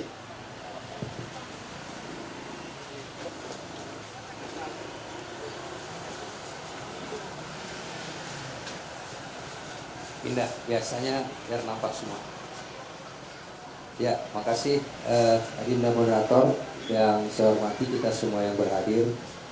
Tadi banyak sekali informasi yang kita dapatkan ya. Saya baru pulang dari Kabupaten Toba. Kemarin kami dengan Pak Purba itu ke yang SPD, kemudian Desa Meak, kemudian Taman Eden, dan juga Batu Basihan. Jadi kita terus langsung melihat kondisi objektif yang terakhir berkenaan dengan pengelolaan geosite dan produk repatriasi. Kemudian malamnya kami secara maraton ketemu banyak kelompok-kelompok. Saya nggak hafal, tapi salah satu yang paling strategis itu adalah KSPM. Ketemu dengan direktur yang baru itu Bang Rocky ya. Bang Rocky kenal juga itu kalau Mas. Pak Saribu Bang. Itu sampai tengah malam, terus cerita-cerita segala macam. Jadi saya terakhir berada di persimpangan waktu itu. Saya bilang, Pak Purba, ini yang buat geopark Perpres. Artinya Indonesia penting geopark. Tapi yang buat investasi pun Perpres. Ya kan? Yang memberikan perubahan lahan pun Perpres. Jadi sekarang Perpres ini sebenarnya apa cita-citanya? Itulah, sampai sebegitunya saya. Kami sampai Medan itu subuh dan besok akan kembali lagi ke sana. Ya, karena tadi harus ada tugas-tugas yang kami selesaikan di Medan. Besok kami ke sana lagi, terus ke Samosir. Setiap hari kami coba mencari apa kata kunci yang cocok. Ternyata hari ini dapat satu dari manajer dosen kita, Adinda Gonggong ya. Mungkin kita nanti akan ketemu di sana lagi di Bakaratipang. Nah, yang ingin saya katakan di sini adalah dari pengelolaan, mungkin kita akan secara revolusioner mengalami perubahan cara berpikir. Jadi nggak lagi kita bisa pada kepentingan normatif, dapat sertifikat, ada proyek, jalan. Kayaknya dari 2012 sampai 2025 ngapain kok gagal gitu kan. Nah, jadi kalau misalnya dosa warisannya kita dapat, perilaku warisannya jangan kita teruskan. Saya bilang sama Pak Purba dan kawan-kawan, kalau kita memang 2 tahun harus memperbaiki dan kita nggak bisa ngapa-ngapain, harus terima pil pahit itu, kita anggap aja lah itu kegagalan semua dalam berbagai perspektif, tapi perilakunya jangan kita terima, jangan kita teruskan. Nah, salah satu pendekatannya itu adalah kita harus betul-betul mau berpikir bahwa bukan sertifikasi tujuannya. Kalau sertifikasi tujuannya mungkin segala cara supaya prestise yellow menjadi green, tapi substansinya nggak dapat, gitu kan? Nah, akhirnya saya ajak semua pihak yang mau, dan hari ini ada yang paling prinsip, yaitu bagaimana sebenarnya kita bisa berhasil mempertahankan kemuliaan tanpa adanya embel-embel UNESCO yang dikatakan oleh Pak Dokter tadi. Dengan adanya patron, peraturan UNESCO aja kita nggak bisa, apalagi nggak ada. Itulah makanya kami berpikir kita selamatkan dulu status. Mungkin setelah status selamat, orang akan percaya, dan setelah itu kita akan coba adopsi apakah pendekatan individu yang ditawarkan tadi lewat KIS, Komunite Insan Sekolah Sayang Toba Caldera, yang sasarannya itu adalah anak SMA, SMK. Kemudian forum organisasi rembuk lewat komunal, ayo kita sama-sama, yang di Medan, kemudian yang di kawasan Danau Toba dengan semua pelurunya, ya kan? RKI pelurunya budaya. Tadi kami berjuang untuk opera Batak tuh. Kemarin di delete tuh. Jadi tadi agak bertegang leher juga, itu harus dilaksanakan, tapi nggak tahu hasilnya gimana. Kemudian yang dari AMAN, Aliansi Masyarakat Adat Nusantara Toba ya, Tano Batak. Nah, itu pelurunya adalah catchment area, sungai dan macam-macam. Kemudian yang lain itu adalah Batak Center, pelurunya adalah budaya. Kemudian ada lagi yang secara akademis, filantropi, filosofi, antropologi, itu nanti Adinda moderator. Pelurunya adalah ide ideal dan gagasan-gagasan ideal yang akan menjadi satu vitamin-vitamin bagi generasi muda. Sedangkan BP pelurunya adalah dokumen formal. Itulah dulu tahap pendek, jangka pendek ya, dokumen formal. Kalau nanti ini dokumen formal ini berhasil, memang kita udah serahkan, tapi kita akan bedah lagi mana-mana yang akan dipenuhi. Itu dari 7 persyaratan itu 4 rekomendasi besar. Secara dokumen itu Adinda Gom-Gom itu udah kita jawab. Sekarang tinggal secara lapangan, itu ya, tinggal secara lapangan. Jadi kami mengucapkan terima kasih. Adinda Gom-Gom ini SK-nya sampai sekarang belum jelas ini, tapi masih mau kerja.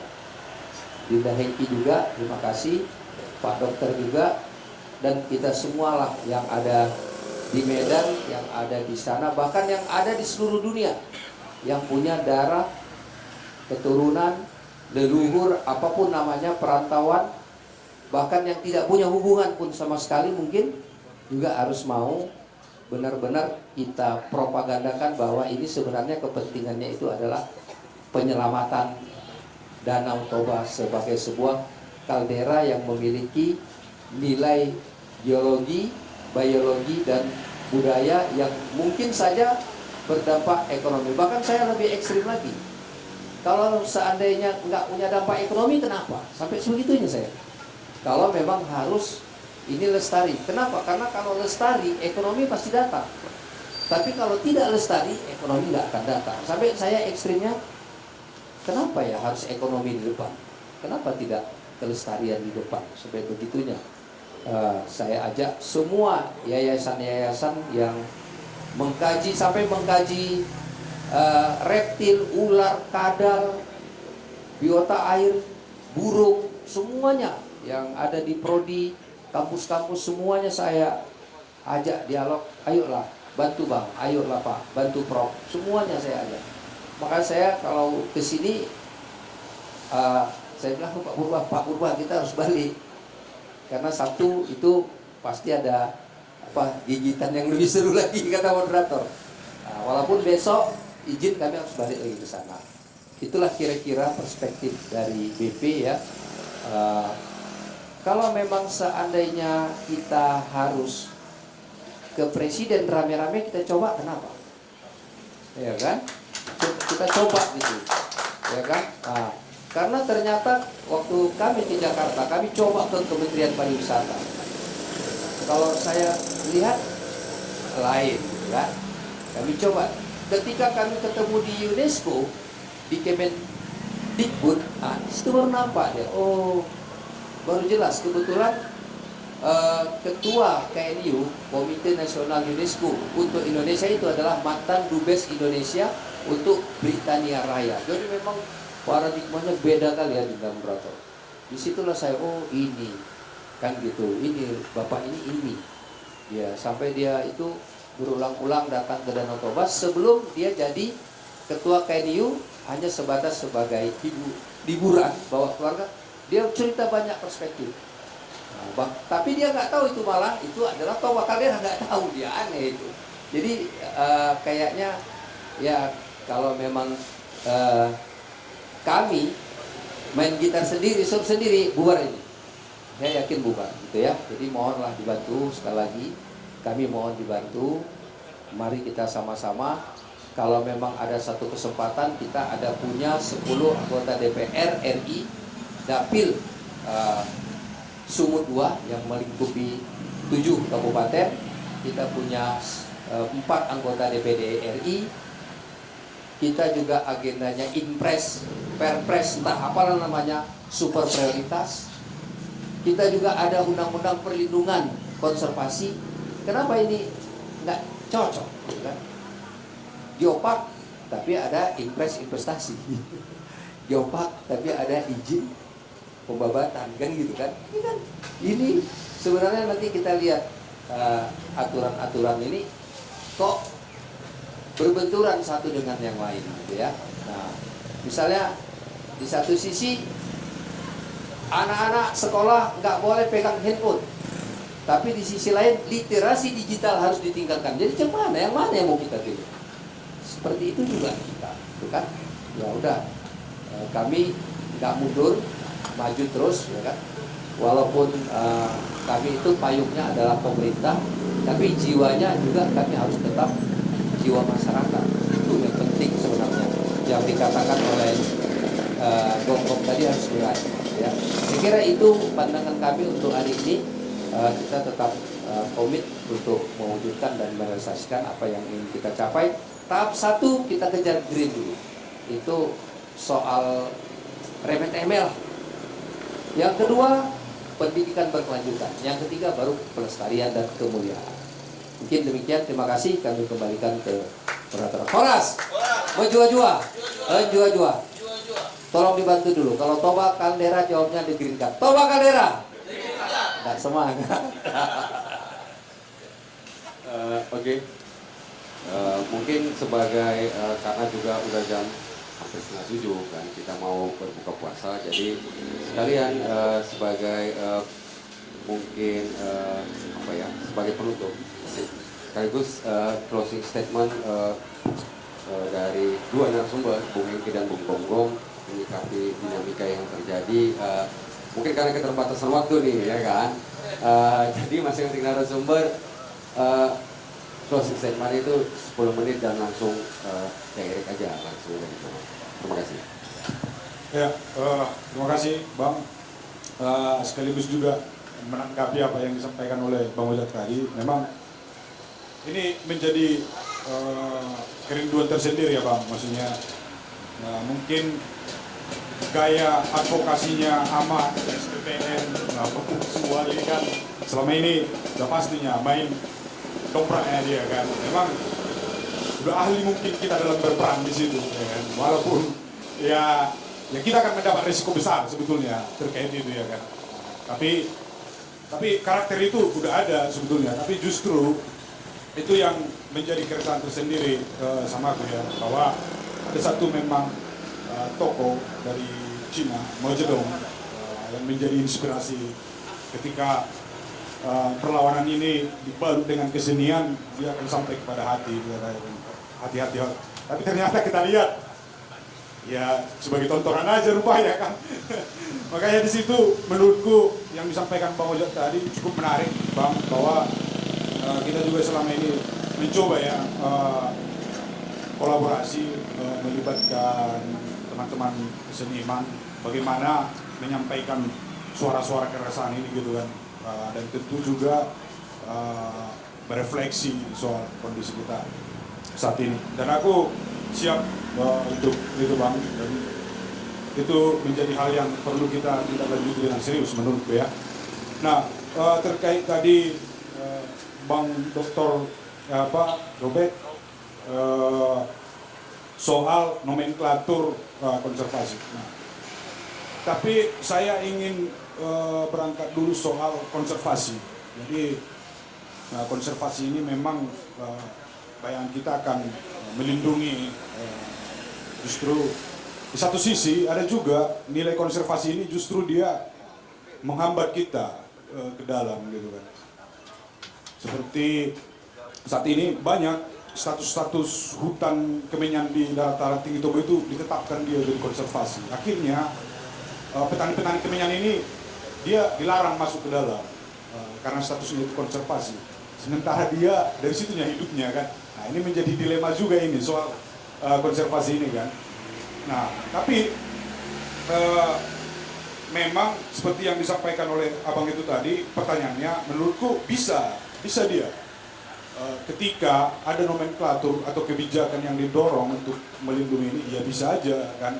Nah, tapi persoalannya apakah kebijakan ini yang melahirkan itu siapa dulu kan? Apakah di level daerah atau di level provinsi atau di level pemerintah pusat? Nah ini kan beda cerita lagi nih kan, karena banyak juga kebijakan ini yang pada akhirnya ego sektoralnya tinggi dia kan. Kalau level daerah, ya dia harus turun di level atas gitu kan. Yang di daerah melindungi, yang di atas menerbitkan izin, ya, sama aja sebenarnya kan. Seperti itu. Makanya aku sendiri ya banyak belajar dari masyarakat adat tentang nilai konservasi. Bagaimana memang mereka melindungi areal itu yang menjadi satu sumber mata pencahariannya, satu sumber airnya, atau mereka menganggap bahwa tempat itu menjadi ada bagian dari leluhur mereka yang tinggal di situ sehingga itu dilindungi kan gitu.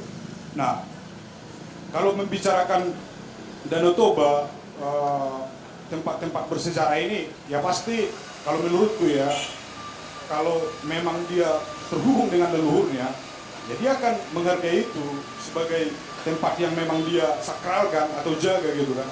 Makanya kalau ditanya apakah nomenklatur ini bisa menjadi sebuah kebijakan yang melindungi Danau Toba, menurutku bisa Pak, justru sangat bisa. Makanya beberapa kali kita diskusi dengan Kementerian Lingkungan Hidup dan Kehutanan dulu, ya itu yang kita usulkan, ada moratorium di kawasan Danau Toba itu bahwa nggak boleh lagi ada penebangan hutan gitu kan. Nah justru seperti yang disampaikan abang itu tadi, ada di dalam gitu kan, ada di dalam raksasa yang dibilang raksasa itu kan. Nah, menurutku sampai di level kementerian aja nggak berani dia. Nah, pada akhirnya pilihan kita, ya kita yang bergerak dengan masyarakat, kita yang menjaga kan. Kita di situasi saat ini terkadang kita nggak butuh itu kan gitu. Nah, memang ya resiko di kita besar menurutku ya dengan tantangan di lapangan itu. Tapi nggak ada pilihan lain Pak, gitu kan. Di tengah situasi pemerintah yang kita bilanglah saat ini ya situasi politik apalah macam lah kan. Nah, jadi pilihan kita satu-satunya memang ya kita yang berjaga gitu kan. Kalau nggak kita yang berjaga, ya penonton aja lah kita kan. Kira-kira gitunya yang kutangkap Bang. Tapi kalau ditanya apakah itu bisa, menurutku sangat bisa kali Bang. Dan pasca kejadian banjir bandang yang di Simaulape, nah itu juga salah satu sebenarnya usul kita kan, karena memang itu sangat jelas penebangan hutan ada di situ kan, sangat jelas dia. Tapi apakah memang pemerintah berani mengambil sikap itu? Nah itu menjadi pertanyaan lagi itu kan. Nah itu mungkin tadi soal apa yang disampaikan oleh Bang Dr. John Robert. Nah, kalau dari aku sebagai penutup mungkin berbicara tentang kawasan Danau Toba ini ya akan banyak perspektif yang muncul kan, dan dengan segala kompleksitas yang terjadi di dalam, memang nggak ada satu narasi tunggal yang akan menyelamatkan dia, nggak ada. Jadi, tapi langkah-langkah kecil apa yang mau kita buat untuk melindungi dia kan? Ya pasti teman-teman, aku nggak sanksi lagi KKI, lain ini, dan teman-teman yang selama ini ada di kawasan Danau Toba yang kita lihat juga kan, ya mungkin besar atau kecil dampak yang dibuat, tapi itu menurutku udah berjalan dengan konsisten ya, baik itu melalui budaya, lingkungan, peningkatannya pemberdayaan masyarakat. Nah, tinggal bagaimana kita mengelola ini menjadi beruntun dia terus secara terus menerus ya. Nah, itu juga tadi menurutku, kalau aku beda pemikiran dengan Legogom soal individu itu tadi. Memang ketika kita mau berjalan cepat, ya berjalanlah sendiri katanya. Tapi kalau mau berjalan lebih lama, ya berjalanlah rame-rame. Terus kan. Nah, itu sudut pandang yang selama ini juga kuterapkan ya, bagaimana kita mengorganisir masyarakat adat itu supaya tetap solid dia kan. Walaupun pada akhirnya mereka akan terseleksi alam itu sendiri kan gitu. Berbagai tantangan dinamika di dalam. Tapi menurutku ketika berjalan rame-rame itu akan memperpanjang nafas. Memperpanjang nafas apa yang mau dicapai bersama itu. Mungkin itu Bang, teman-teman dari saya sekian. Kalau ada salah-salah kata atau pengucapan, mohon maaf. Mulai, Horas. Mungkin selanjutnya closing statement dari Bung Bung. Sedikit lagi ya. Sebenarnya tadi masih banyak sekali ya yang mau saya sampaikan itu terkait yang itu tadi. Cuman untuk Le Ojak, aku juga dulu terbentur sama pertanyaan yang seperti yang Le tadi. Ini bagaimana? Lalu seorang teman pernah bilang sama saya, coba pakai analisis Pestel. Sebenarnya dari situ saya semacam tercerahkan. Ternyata analisis saya itu yang salah. Kemudian ketika saya mulai menerapkan analisis Pestel, politik, ekologi, sosial, struktur, teknologi, legal, hukum, dan satu lagi lingkungan, SDGs. Baru masuk akal saya, terang benderang semua barang itu. Ya memang iya, ketika sebelumnya saya melihat dari secara parsial dia. Saya lihat dari sini, saya nggak dapat semuanya. Tapi begitu saya masuk dengan analisis Pestel, waduh, ini dia masalahnya. Masuk dia. Soal masyarakat adat, benar bahwa aman dan lembaga-lembaga sejenisnya, justru mereka itu adalah sebenarnya jantung dari Geopark, karena mereka itu mengatasi persoalan yang sifatnya darurat dan preventif dia. Tahun 2022 saya sama Lae Samuel Raimondo Purba itu aman humbang sendutan. Saya konsolidasi dengan beliau, kami punya gagasan bagaimana cara menjajaki ya. Kami masih tahap menjajaki bahwa ternyata hutan yang di Nahornot Tipang itu kan hutan adat. Tapi kok bisa-bisanya 3 desa mengklaim itu hutan masing-masing. Itu kan bahaya. Saya sebagai orang Tipang mengklaim itu hutan saya itu. Tapi saudara saya di Jiraja dan di Hulpung mengklaim itu hutannya juga. Dan kalau kita lihat dari tahun 60-an ternyata itu udah masuk ke perkara pengadilan oleh. Saya punya apa nih? Berita acara. Itulah. Artinya apa? Jangan salah sangka, salah paham. Ketika saya mengatakan individu, berarti sistem enggak terlalu mengecilkan peran individu di situ. Saya mengatakan itu dalam konteks namanya modalitas. Kita tidak punya bahan bakar kalau kita hanya berharap di sistem. Makanya tadi saya bilang, main sistem oke, tunggal oke. Itu moto saya. Di sistem saya, Geopark main, Pokdarwis main, Bumdes main, di pariwisata Humbang Sundutan main terus. Di Desa Tipang saya dicari terus sama teman-teman di situ, sama orang tua ketika ada diskusi, mana sih ngomong sini. Karena kau generasi muda, perspektifmu penting di sini. Bahkan di adat bius bang, saya didudukkan di belakang bius itu supaya saya bisa belajar itu. Artinya apa? Saya tidak pernah mengatakan sistem itu tidak perlu. Oh, tidak, jangan salah paham. Makanya saya ketika saya menggunakan analisis tes terjawab sudah. Apa fungsi sistem? Apa fungsi individu?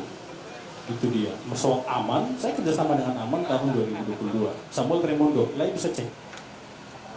Cuman kendala kami kemarin untuk gunung kami itu, hutan kami itu, orang tua ini kan, dia kan belum diseragamkan pemahamannya bahwa itu apa? Kan harus ada. Kalau di kegerakan mungkin rencana aksi lah kan gitu, supaya bagaimana kita mengurus ini jadi milik kita benar-benar. Jangan desa sebelah juga mengklaim, desa sebelah mengklaim juga. Makanya waktu kita di kemarin itu yang di Hulbung itu yang seminggu kita di situ. Iya. Itu kan saya dilema itu, tahu kenapa? Satu sisi teman-teman dari Aman memfasilitasi orang itu soal kedaulatan hutan mereka. Di satu sisi kampung saya waduh ini hutan kami juga ini. Kan dilema jadinya. Itu makanya saya Aman itu langsung menyentuh persoalan kalau itulah yang tidak mampu dilakukan oleh Geopark, jujur saya. Itu yang tidak mampu dilakukan oleh Geopark. Yang dilakukan oleh teman-teman di Aman itu belum bisa kami lakukan di Geopark. Karena apa? Banyak keterbatasan SDM, pendampingan, dukungan dari secara lembaga itu tadi yang saya bilang. Ada 10 orang berdiri mengusung tema Danau Toba, tapi kabupaten yang mana? Ya saya tidak perlu sebut nama kan gitu kan. Tapi seolah-olah jangan-jangan satu pun kabupaten gak ada yang memang serius mengusung itu. Buktinya terlalu banyak buktinya, capek kita menyebutkan satu persatu. Gitu. Jadi sekali lagi saya tekankan, individu itu artinya ketika kita melihat suatu masalah itu, kita memang punya basis, kita punya modal. Ini masalah. Ketika kita bisa melakukan itu secara individu, menyelesaikan itu, mainkan. Tapi ketika harus butuh sistem seperti yang teman-teman di Aman dan segala macam, mainkan sistemnya. Itu maksud saya di situ. Jadi terima kasih. Kalau ada yang kurang lebih dari apa yang saya sampaikan itu saya, itu kaum belum tentuan, bukan fakta yang berbicara. Makanya saya di awal tadi bilang, apapun yang saya sampaikan berikutnya itu bukan sebuah kebenaran objektif, melainkan suatu hal yang subjektif. Terima kasih, dikembalikan. Oke, dengan closing statement dari Gonggong. Tapi aku tidak berusaha, walaupun ini adalah topik kedua dari diskusi tentang Toba Kaldera UNESCO Global Geopark. Ini semua diskusi jaringan. Bukan bermaksud merangkum, karena kata Gonggong tadi, Bung Gonggong tidak ada solusi kan gitu. Tapi aku mungkin akan kutip, karena ini topiknya relate dan Toba ya kan, perspektif itu, kenapa ini selalu pertanyaan, tapi setidaknya untuk topik kedua ini supaya dia tidak melebar kemana-mana gitu ya kan. Alangkah baiknya mungkin kalau aku kutip itu dari Jean-Paul Sartre kan, bila eksistensial itu melampaui esensi. Kenapa itu bisa terjadi dalam pengelolaan Danau Toba? Karena ada otoritas yang diklaim per masing-masing dengan latar belakang masing-masing memunculkan ego sektoral. Kita menganggap diri kita adalah paling benar dibanding dengan orang lain dengan cara kita. Itulah yang selalu jadi masalah hari ini. Misalnya dengan latar belakang antropologi, walaupun agak tersentil juga kata Gonggong kan, nggak konsisten kan gitu seakan-akan karena pindah.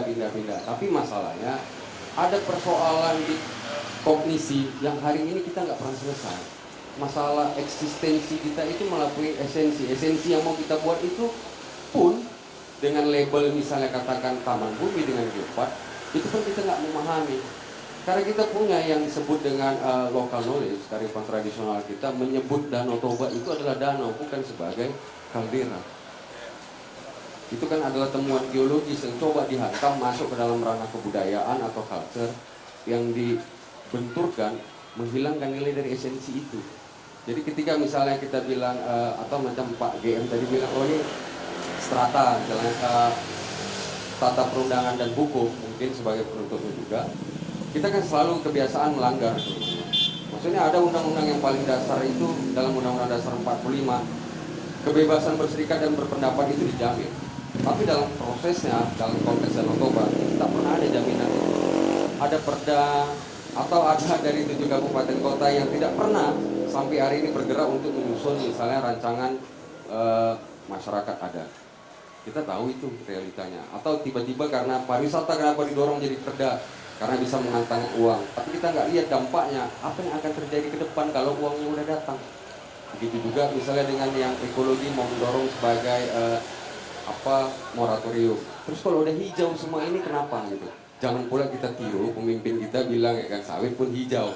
Kalau hijau semuanya pun hijau ini ya kan. Pakai baju hijau, stabilo hijau gitu. Karena eukaliptus pun hijau. Karena persoalannya, esensinya tadi tidak pernah terjawab secara konseptual teoritik. Yang mau kita bahas ini, persoalannya adalah permainan kata-kata yang sifatnya narasi. Ada semiotika yang disimpan di situ yang harus kita turunkan satu-satu. Makanya kita buat dalam diskusi terbuka jaringan komunal Danau Toba dan Sumatera Utara. Baiklah, saya Amin Haman Tondang sebagai moderator untuk diskusi kita. Terima kasih. Oke, kita berikan tepuk tangan sekali lagi untuk narasumber dan moderator kita. Baik, maka demikian berakhir sudahlah untuk diskusi terbuka topik kedua pada hari ini, yaitu tentang realita Danau Toba. Berhubung juga sudah memasuki buka puasa, kami dari Teras juga sudah menyiapkan untuk menu berbuka puasa bagi kita, terutama untuk